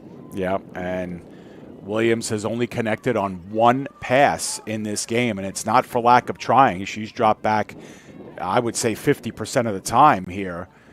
And this is going to be a fake underneath, and they will air this one out as well. And there's some contact there in the secondary in the direction of Delonzo. No flags come down on that, and it'll be 3rd down. I am shocked that there was not a flag on that play, Dave. Yeah, we're going to see it again, and we're going to see it slow down just a bit as well. But, yeah, I thought that there was contact for sure. There was contact, which I think would have been okay had the defensive back, Mullen, looked back toward the line of scrimmage at the football. She never looked back toward the football, which is why I thought for sure there would be a flag. Yeah, it's close, and I think the fact that pass was thrown a little bit behind Alonso really made Mullen insignificant. But yeah, there is some hand jockeying there, and Mullen does not look back. So you There's can make no the play case. on the ball. Yeah, you could certainly make the case if you're the Warriors, but it's still 3rd and short. So we'll see what they can do here. And, for a team that's only completed one pass, Joe, I do have to say I like the fact that the Warriors are not giving up on the passing game. It's part of their identity. They want to make it work, and in the WFA, you mentioned it. You don't have a lot of time to get it right, but you just figure if they can, it could be a pretty potent offense that we see. Williams back to pass, goes the other way, and that one is well elevated in the direction of D'Alonso. Could have been picked off by Anselm, and now it's 4th down, and the Warriors will probably have to punt. And to your point, Dave, I don't think they should get away from the passing game because the opportunities have been there. Right. Open receivers have been there. Balls have been in the hands of Tri-State receivers. And in this game specifically, they could have connected for 2 huge plays that went for touchdowns, and both were just a bit overthrown. So they're getting the looks they want as an offense, and oftentimes they're doing everything except securing the football. So I think if you can clean those things up over the course of your final 3 games plus, including the conclusion of this game, of course, you're in business, as you mentioned, and you could become a very potent offense. And this is not a Warriors team that is near the bottom of the standings. In fact, it's quite the opposite. Right. But a loss in this game could really shift their position and put them in a position where they have to play with a huge sense of urgency down the stretch. Agreed. As D'Alonso gets into another one. That one skips off of the midsection of Anselm, and laying the hit on was Anderson on a nice heads-up play actually made by Hess to get to that loose ball. That could have been dangerous in a host of ways, but the ambush will take over when it's all said and done.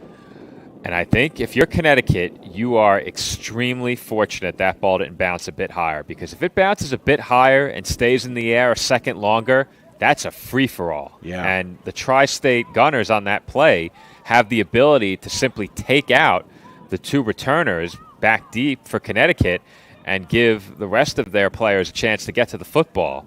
And as we saw on the replay, it skipped up just short of being high enough for Anderson to have a chance at it, but she did make the returner Hess pay there with a huge hit to wrap up that play. Yeah, they've been adventurous, some of these punts and kickoffs, and we saw a turnover by the Warriors on a kickoff earlier, and that was a very similar play there. You can't exactly call that a muff, but it bounced right in front of Anselm and hit off of her midsection and right into the waiting arms of Hess, who's plucked it out of the sky, and now the ambush want to talk things over here and call a timeout of their own. Well, I think if you're Connecticut here, the number one objective is to not turn the ball over. I think your defense has done more than enough in this game to show that you can be relatively comfortable with a 1-possession lead right now. That being said, I think when your defense ultimately does end up back out there on the field, you have to tell your secondary to make sure that you keep these big plays potentially in front of you, because while none of those openings down the field have turned into big completions for Tri-State, as we said just moments ago, the chances have been there. So on offense, don't turn the ball over, priority number one. On defense, when your defense is back out there, make sure you keep these Warriors receivers in front of you. Absolutely, and with this extended break, we'll remind you of some programming on the PDF Sports Network.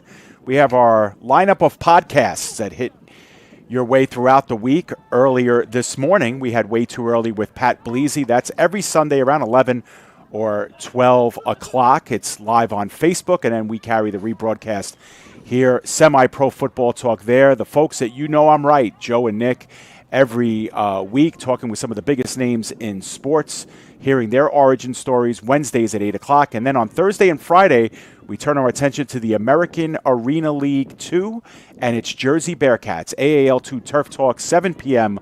on Thursdays, and the Bearcats Blitz Fridays at 7 o'clock during the AAL2 season, which, of course, you can find here on the PDF Sports Network. Well, we had what was a bit of a surprising result in the AAL2 yesterday in terms of Bearcats football. Yeah, I'm waiting for that one to go on YouTube at some point from our friends at the Maryland War Eagles. We'll talk about that a little bit when we have our next break as we have our first play of this drive. Anselm almost had that one ripped out of her hands. Maybe gets back to the line of scrimmage. Wilson, the first one in there. And we'll have a 2nd down and 10 coming up. Well, I think if you're Tri-State at this point in the game, you generally know what the ambush are going to look to do offensively. On the early downs, it's been run heavy. That has not changed at any point in this game. And when they've looked to pass in situations where primarily it's been 3rd and long, but every once in a while in this game we've seen them try it on 2nd down. I think we might see that again here on a 2nd down and 9. But when they've tried to pass, they've typically been high-risk throws, high risk for turnovers. And I think if you're Tri-State, you have to really try and make a ball hawk play in that kind of position. Yep, and if you're on that defense, you're thinking we might need to score here to get our team going. That one is elevated into traffic. Delonzo maybe had a beat on it, but looked like it was overthrown. High risk indeed, Dave. We see it again. Yep. Another high-risk throw. The Warriors brought the house on a blitz there, so I'm not sure if the Warriors expected another handoff. Personally, I did not, but, man, they forced what was a very poor throw in terms of being on target for the receiver, and not only that, but the lone player in the area of where that football landed was Delonzo. Right. And it looked like she was there on the replay, Dave. Yeah, we saw it again, too, and, yep, I agree.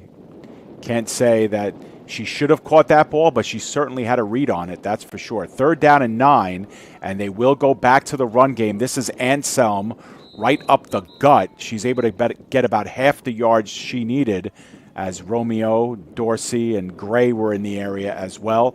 It'll be a 4th down and about 4, but I think it's safe to say we're going to see a punt here. Yeah, and I think there's no question about it, given what we've seen from the Connecticut defense in this game. And we've talked a lot about the Tri-State defense, and I think it's been, in terms of what they've done over the course of the last 2 weeks, and they've been good. But I don't think I've talked enough about the Connecticut defense in this game, because while Tri-State has had chances, you can't argue with a 0 up on the scoreboard. Tri-State very easily could have a touchdown or 2, but they don't. And I think whenever you have a 0 up there on the scoreboard, the opposing defense deserves a lot of credit. Now, it goes back to the point I made before as well. Defensively, if you're the ambush, you have to keep these Warriors receivers in front of you the rest of the way. Yeah, it's a very frustrating game for the Warriors as we have another short punt that skips into Warriors territory but only gets to about the 40-yard line. So you're looking at about a 15 to 20-yard punt where the Warriors will take over. But, yeah, just to complete the thought, Joe, just a frustrating game because at this point, 2.5, almost 3 quarters in, if you're a Warriors fan or if you're a Warriors player, you kind of feel like you should be winning this game because the plays have been there.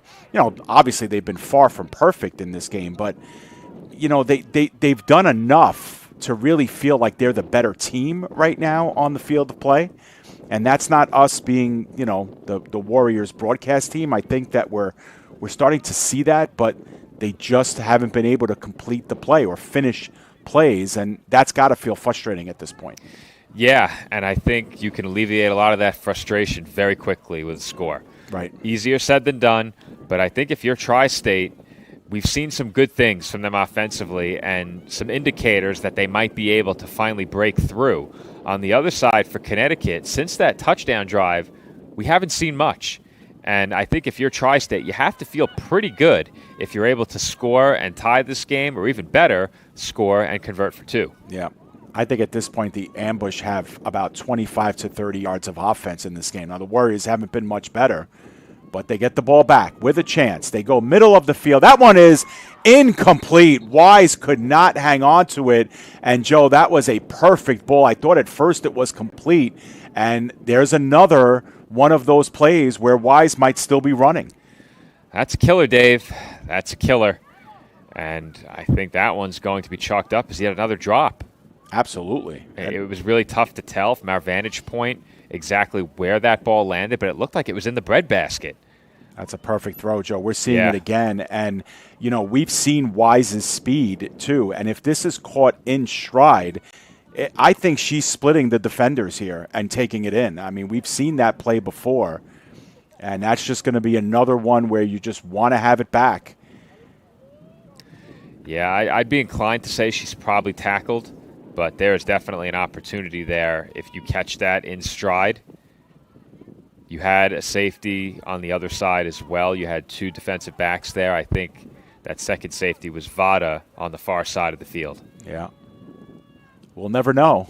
Got to catch the ball first, right? And that's something that's been really plaguing this Warriors team. 2nd down and 10. Williams is going to look towards the sideline, and that one is in and out of the hands through the elevated hands of Johnson. Johnson did have to go up for that one, Joe, but there's another one, Joe, that perhaps could have been caught. That one maybe a bit high. Definitely but harder, yeah. If you elevate as a receiver, I think that's a catch you can make. There was definitely an opportunity there for Johnson on the play. Not a player that we see running that kind of pattern too often. Typically runs routes out of the tight end position contained within the hashes, but I think that's part of the reason why she was so open. Yeah, 100%. She played a lot of tight end last year, but we've seen Cav Johnson on the line. We've seen her on the defensive line as well. She made a couple of tackles in this game, but They completely lost her, Dave. yeah, now she's the slot receiver here on this 3rd down and 10.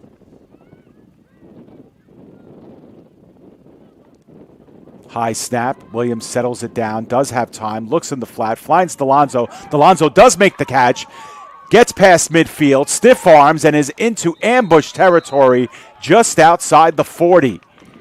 Huge play by Delonzo there that the Warriors absolutely had to have. It looked like there may have been a brief bobble as we have a player down on the field and seemingly motionless for Connecticut. So a bit of a scary moment right there, but She's getting up. all is good.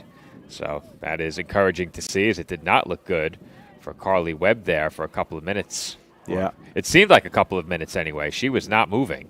She was not, but she was helped up off the turf, and we got a chance to see the replay as well, Joe. And, Delonzo has had her share of drop passes these last couple of weeks, but, she has shown the ability to do some things after the catch. That time, the catch was for about 7 yards, and she went another 15 on the rack. So she's able to get the first down, a rare one for the Warriors, as that pass is in the flat, and that one is elevated on Wise, and she could not make the grab. Well, I think going back to the move by Delonzo after the catch, we got a glimpse of that on the interception return last week, and I don't think it's surprising that we saw her ability to do that after that last reception. But going back to that last play, as we have a whistle now and a timeout called by the ambush, if you run that back one more time, Dave, you'll see that on the defensive line, Connecticut was not set. And I think Williams was going to have a bit more time. The ball came out, and the receiver was wide open. I don't think she needed more time, but the ambush were really scrambling defensively before that ball was snapped, and I think that's a big reason why the Warriors had such a good look on that last passing play. Good point, as it's just another one of those plays that the Warriors are not able to cash in on. The opportunities have been there, and that's going to be the theme of this game if the Warriors cannot come back here. And they have the time. We're still in the 3rd quarter.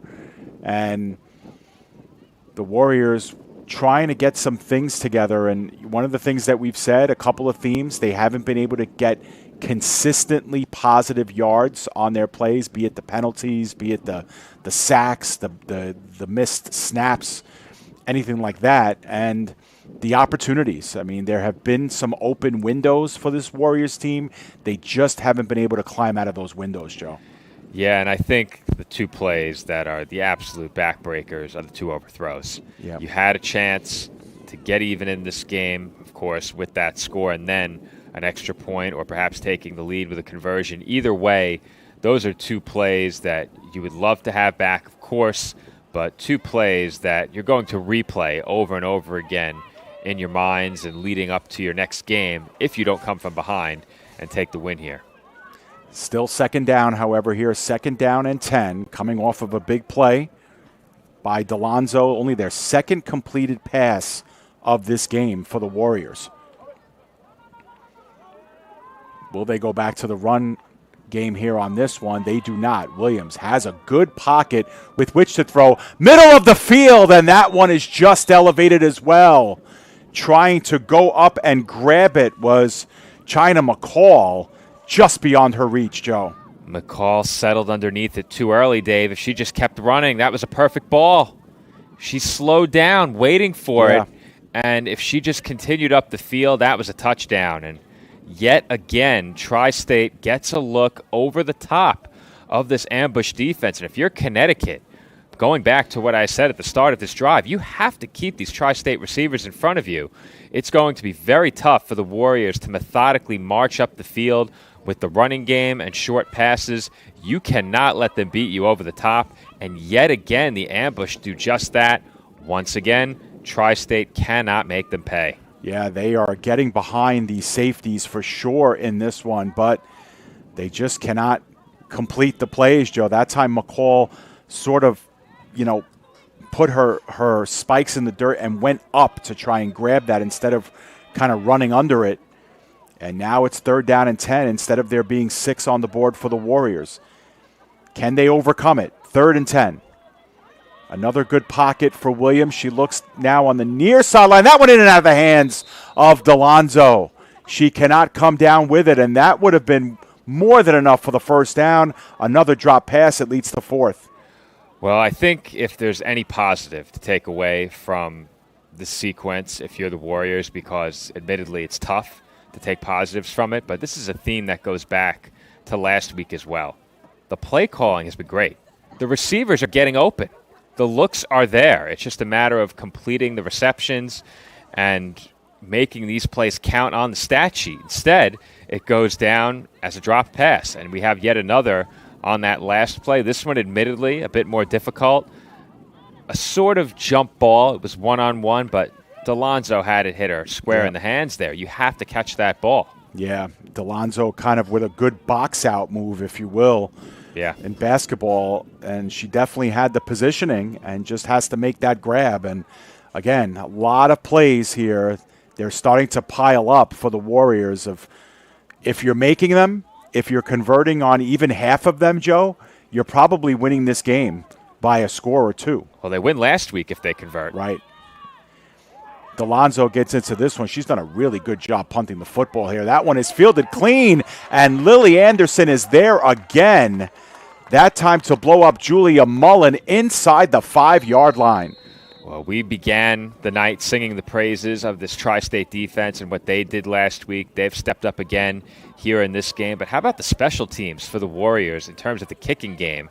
Obviously, you had the muffed kickoff in the return game, but the kicking game tonight has made some plays for them. One, getting the ball away when it looked like there was no chance, and then right there on that last punt, able to pin Connecticut back yet again. And I think right now, pinning the ambush back and starting them offensively down around their own end zone might be your best offense if you're Tri-State, because you need to give yourself one more opportunity down around the goal line, especially now as we head to the 4th quarter. Absolutely. That is the end of the 3rd quarter, and we'll have to switch all the way down the other end of the field, 90-plus yards, as the ambush will take over either just inside or just outside their 5-yard line. And so if you're the Tri-State Warriors, you have a golden opportunity as you get a chance to see the Lewis Katz Field scoreboard here, not on in this one, but in the city of Camden, also known as The High, the Camden Panthers.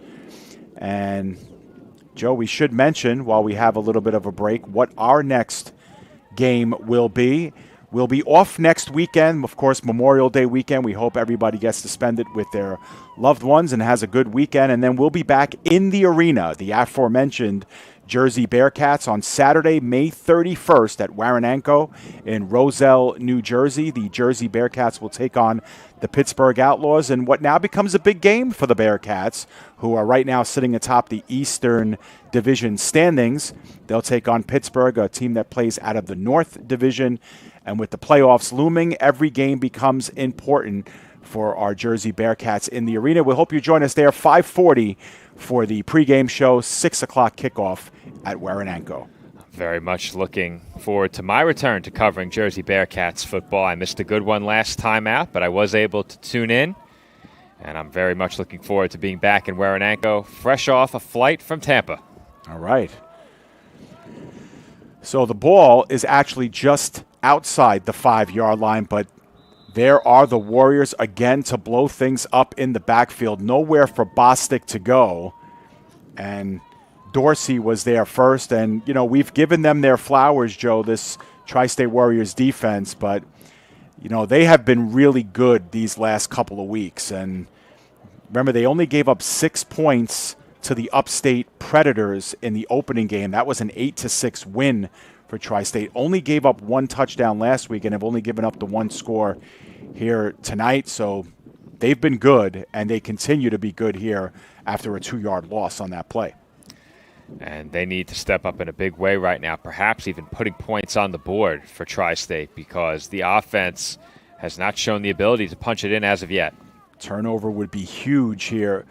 Obviously, goes without saying. Maybe I'll have a pitch out here to Anselm. Anselm thought about going inside, spreads it out outside, and is met by 4 or 5 black jerseys, and whistles will sound to blow the play dead at about the 10. So Anselm does what she has to do. She gets about 6 yards on the play and cuts the to-go yardage in half. Well, that looked to have big play potential once that ball was pitched, but Tri-State did really well to reestablish their rushing lanes and make sure that that carry was forced to the outside. And I think that was the difference between potential for a first down and instead a 3rd down and about 6 to go. So 3rd down and 6. And, of course, a big stop here for the Warriors will probably get them the ball back. You'd like to think inside of ambush territory. We'll see if they can hold here on 3rd. 7-0 is our score. A touchdown on the first play of the second quarter for the ambush. Valentino under center. The fake, and she's going to bootleg right. There are flags down, and that one goes in and out of the hands of McGowan.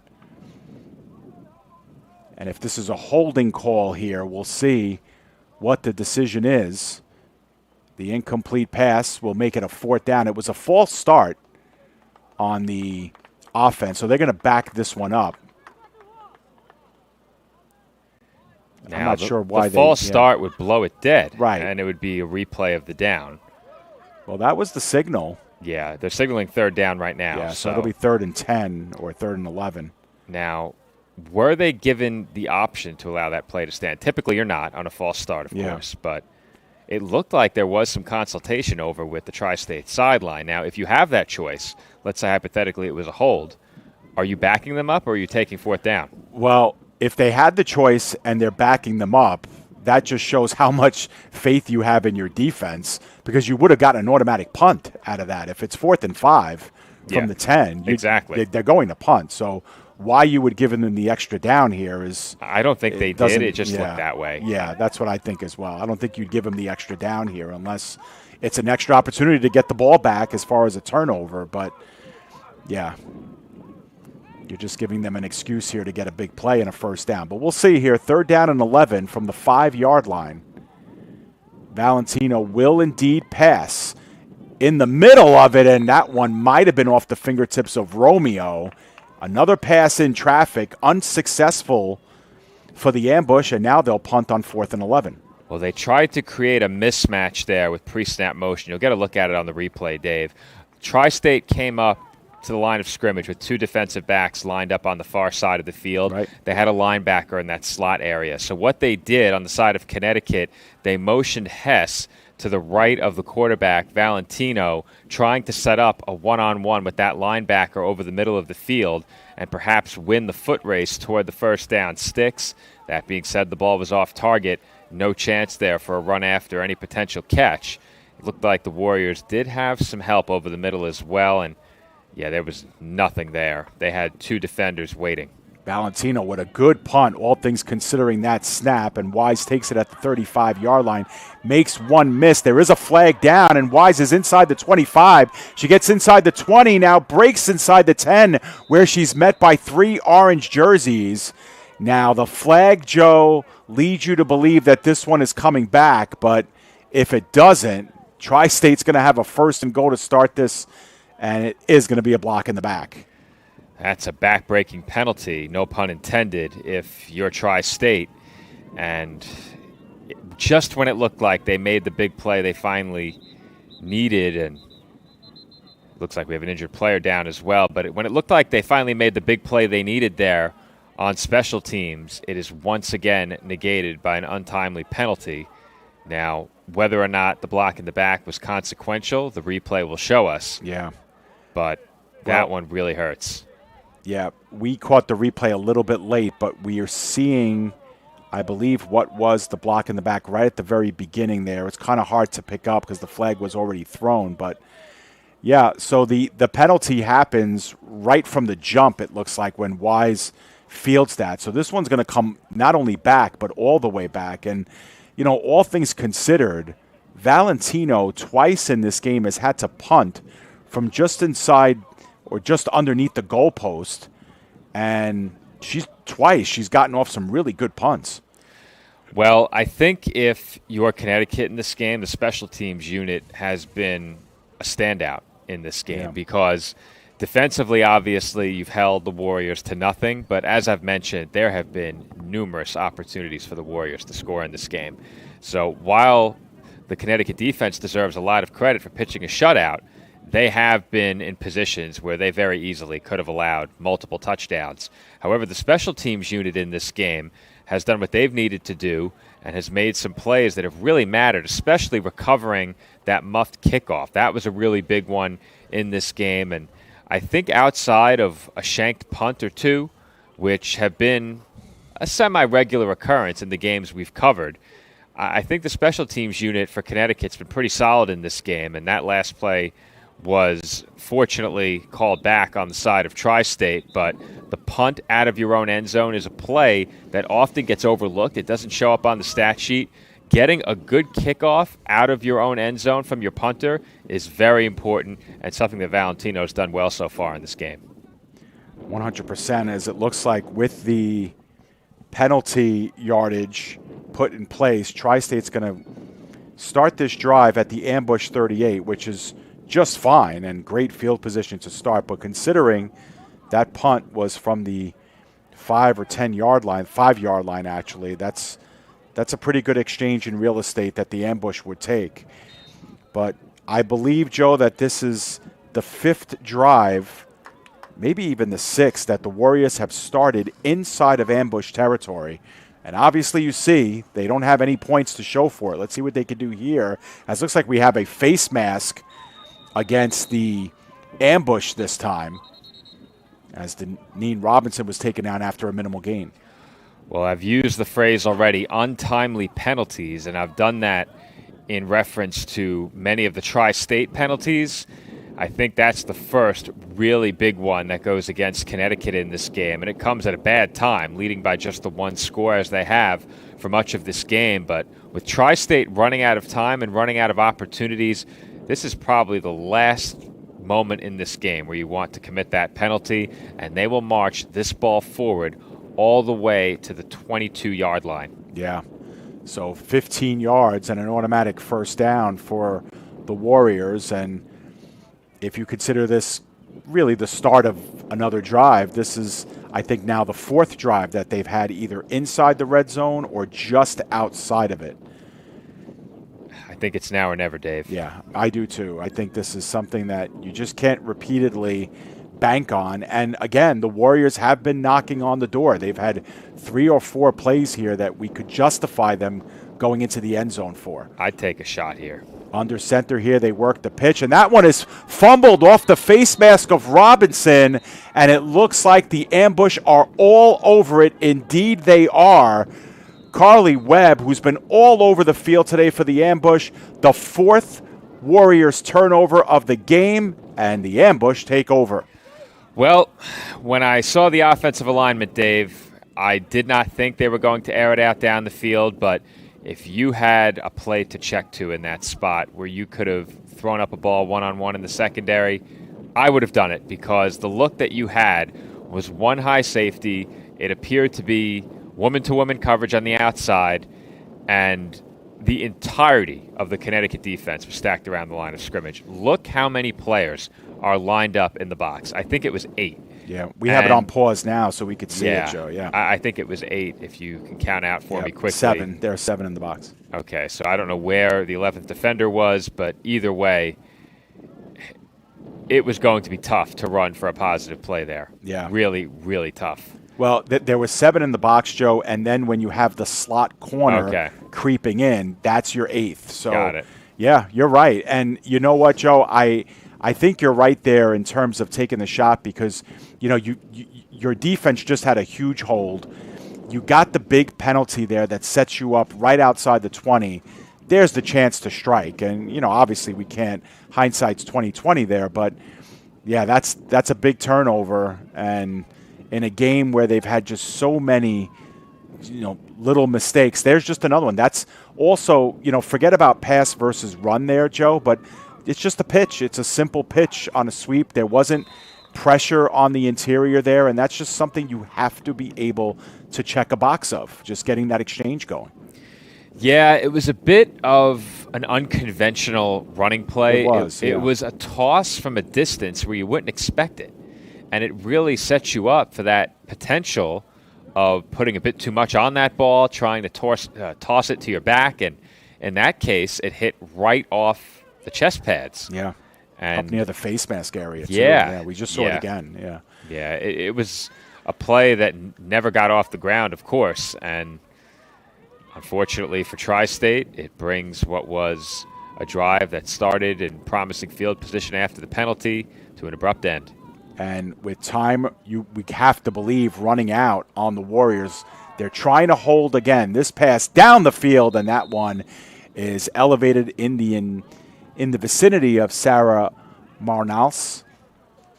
A couple of times they've looked for her, but that one was well elevated and high. It'll be 3rd and 10. And looks like the ambush doing the Warriors a favor there, Joe, putting it up in the air and stopping the clock.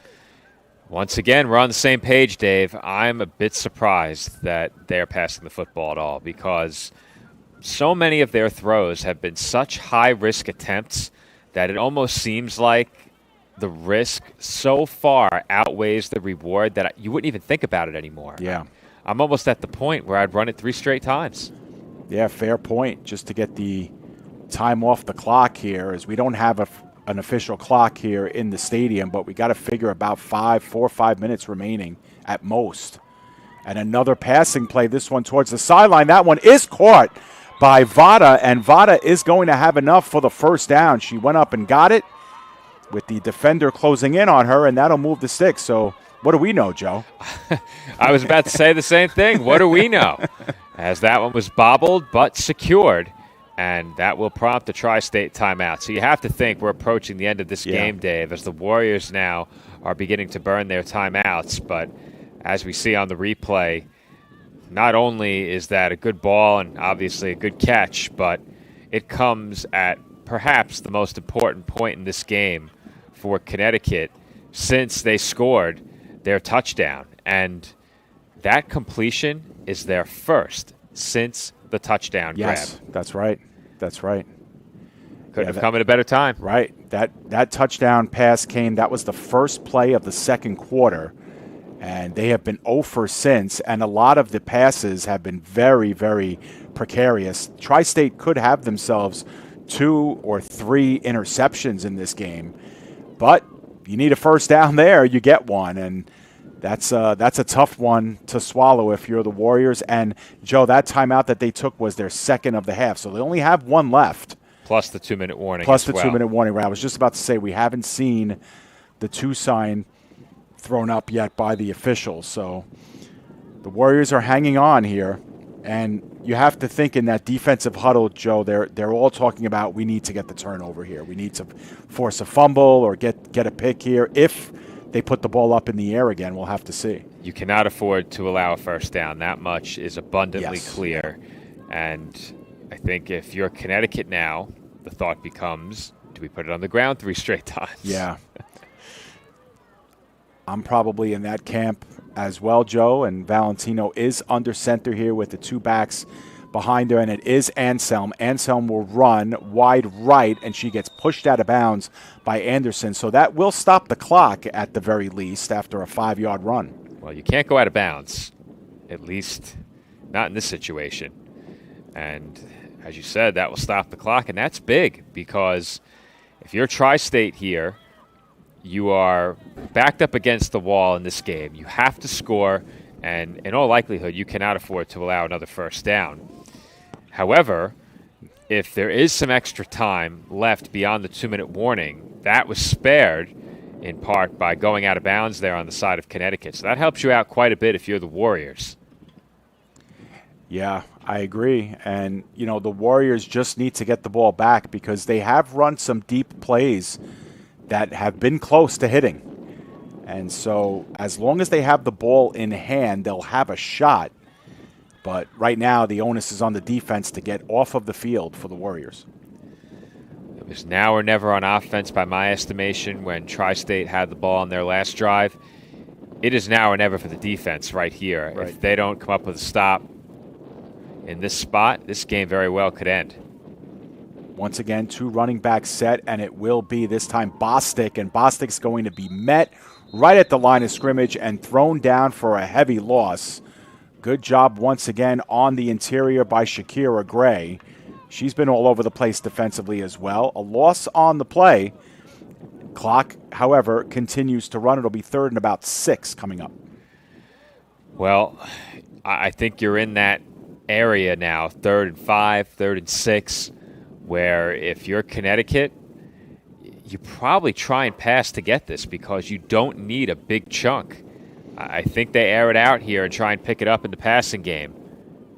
With the clock running, they do get set pretty quickly here. That's a high snap, and it goes over the head of Valentino, and it's picked up by Bostic, and now it's down again, and Tri-State gets the ball back via the turnover. As soon as we endorse the passing game, Dave, they have a catastrophic meltdown on 3rd, and it will be Tri-State football. We're getting another look at it right now, but that is unbelievable, Dave. That is the one thing you could not afford in that situation. And they don't even give themselves a chance to put the ball in the air because of the high snap. And we said earlier how so often in this game, Connecticut has thrown high-risk passes that have put them at risk of turnovers. And then when they needed the big first down earlier in the drive, they got it. Right here, they don't give Valentino a chance to convert again. And if you're Tri-State, we said they needed to capitalize last time. They are given a gift with that turnover and start here just outside of the 25. If they fail to score here, how disappointing would it be to go out potentially shutout in this game? Yeah, and this the 4th or 5th drive that they've started inside the 30 of the ambush tonight. Trips to the left side. Williams back to pass the entire way. Short, and the pass is completed to Johnson. Very minimal gain on the play, maybe 1 or 2. But perhaps a little bit of a confidence builder there as we do see a Warriors player down. But only the 3rd completion of the game for the Warriors. And they'll set up at the 25. Yeah, I think the injury stoppage, at the very least, if there's any positive to be taken from a situation like this with a player down, it gives you some time to talk things over. I think the question also becomes, was Tri-State charged their final timeout in this spot? Interesting. Yeah, that's a good question. But I didn't see this official signal, only that it was an official timeout. Yeah, I think, of course, there's never a positive to an injury, but the stoppage that comes from it, at the very least for Tri-State, gives you a chance to talk things over a bit. Now, I don't know who it is that's down. It looked like it was one of the backs. Well, no, I think it's 92, Joe, but I don't have a 92 on my roster, so we'll have to see if it comes into focus. But one thing I'm kind of concerned about here, I guess, Joe, is that the Warriors are kind of just hanging around, it looks like. At least Williams is with Wise and Johnson there. You could see the ambush kind of collected together, maybe talking things over. But if I didn't know any better, I would think that, you'd want to call 2 or 3 plays here in this huddle. Looks like it was 92, who we do not have on our roster, unfortunately. At least I don't, Joe. But looks like she's okay. He's kind of flexing those fingers on the right hand. And the clock is now running per the official signal. And we haven't had the 2-minute warning yet either, so that's something to consider. I almost would have expected Tri-State to be ready with a play at the line of scrimmage coming out of a stoppage like that. That's kind of my point I was trying to make, Joe, They were not. All right, so 2nd down and 8 after the 2-yard catch by Johnson. They go into the exact same formation there. Trips on the left side, bunched up. Robinson continues to be in the backfield. Snap is taken. They look in the corner, and it is incomplete. It skipped just ahead of the safety, Vada, intended for Wise. She had good coverage on her as well, and that might have just been an ill-advised pass.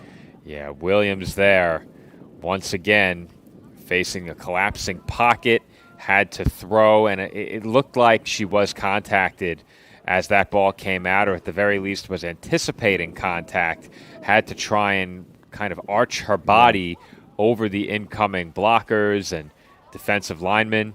That made it a really tough throw, and I think it was fortunate for Tri-State that it came up well short. The positive, clock is stopped. The negative, it's a 3rd down and 8. The Warriors with first downs at a premium all game long. They work 4 wide receivers, 2 to each side. Williams looking right side and elevated in the intended direction of Delonzo. Once again, she wants a flag, but that pass was well high. It'll be 4th down. Yeah, I think that's one of those where even if there is contact, the official could rule it uncatchable. It was a bit high and maybe more than a bit high, though. Watching it again, I think it may have been catchable if the defenders were not in the area. Not to say they interfered, but I don't think there was enough room there for Delonzo to make the adjustment on that ball and move back on it and make the reception. Either way, it's going to bring up a 4th down that the Warriors have to have. Yeah, it's one of those kind of jump ball scenarios that we've spoken about before as well, as we got a chance to see it a couple of times and a couple of times slowed down as well. But, yeah, this is it. 4th down and 8, you'd have to think. We've said it before, now or never for the Warriors. Again, we haven't had the 2-minute warning, but the Warriors only have the 1 timeout remaining. So if they concede the ball here, they may not see it again. And it's 4th down and 8. They need the first down here. Once again, same formation, 4 wide receivers, 2 to each side. Delonzo switches spots with Wise here on the near side. Robinson in to help out. The snap is low, bobbled by Williams, and there's nowhere to go. She gets swallowed up for another sack.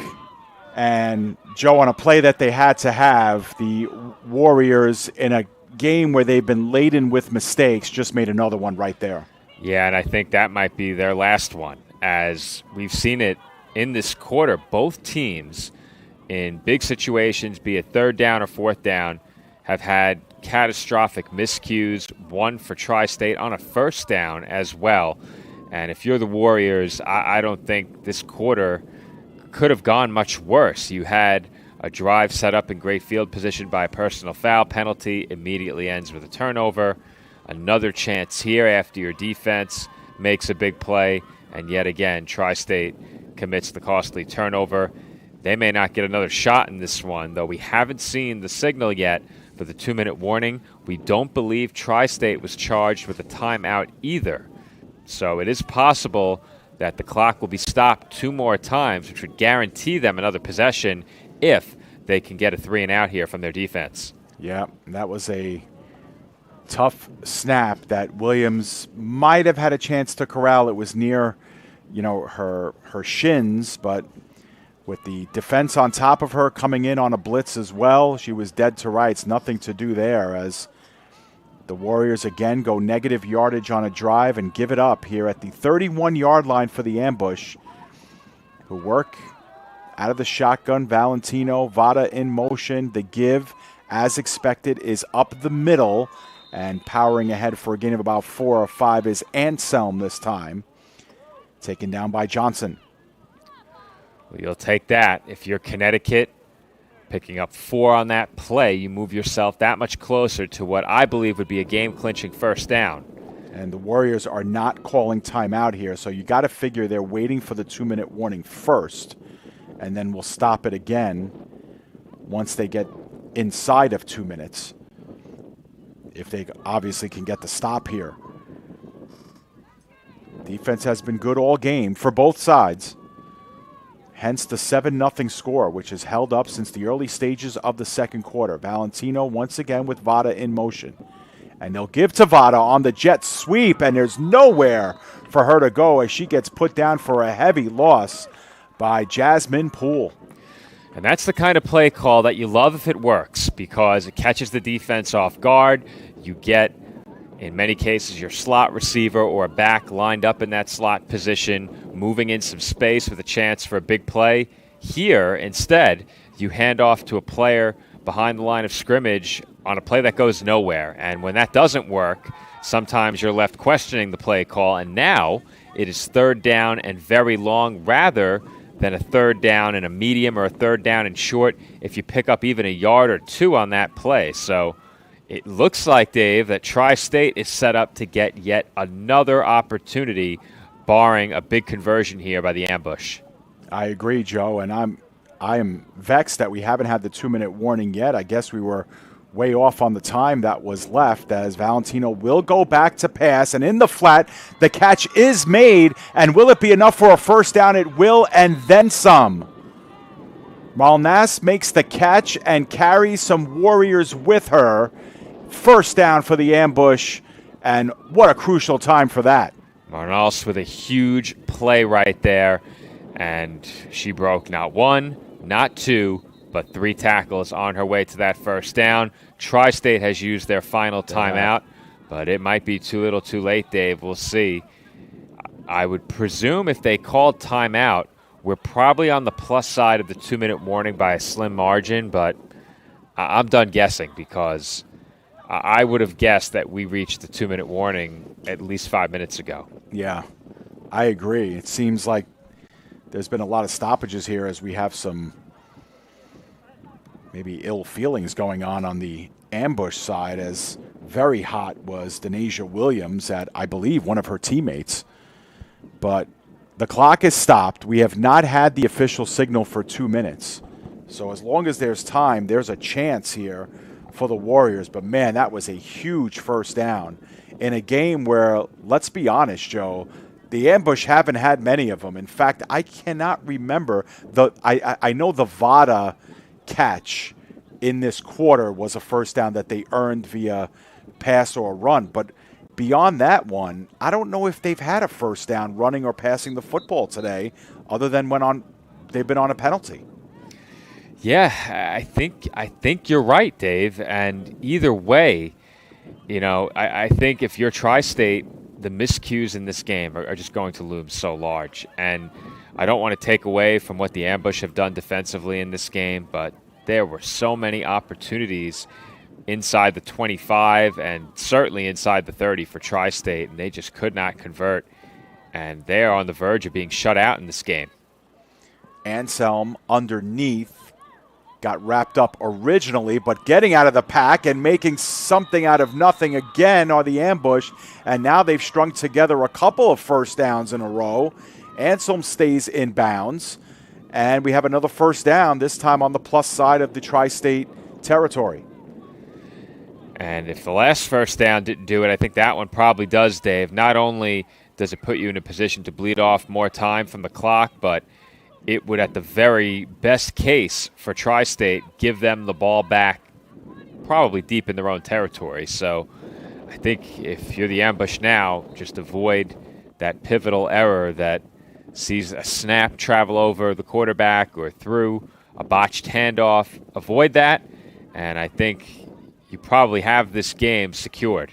Still waiting for that 2-minute warning. Maybe we missed it. We just don't know. I think we had to have missed it, Dave. Valentino back to pass in the flat. The catch is made by Vada, and Vada gets strung out of bounds by Wilson, and does stop the clock. But a game of 5 talk on about the play. Perplexing. Yeah, really. Not only just passing the ball. 2-minute warning. Here we are. There it is. All right, there's the 2-minute warning. Still, Joe. Okay, and maybe. That's so that because, makes more sense now. Yeah, because the 2-minute warning is the next whistle anyway. Okay. That's why you throw the ball there. But yeah, I don't know why they would throw the ball in that situation otherwise, but that's the reason.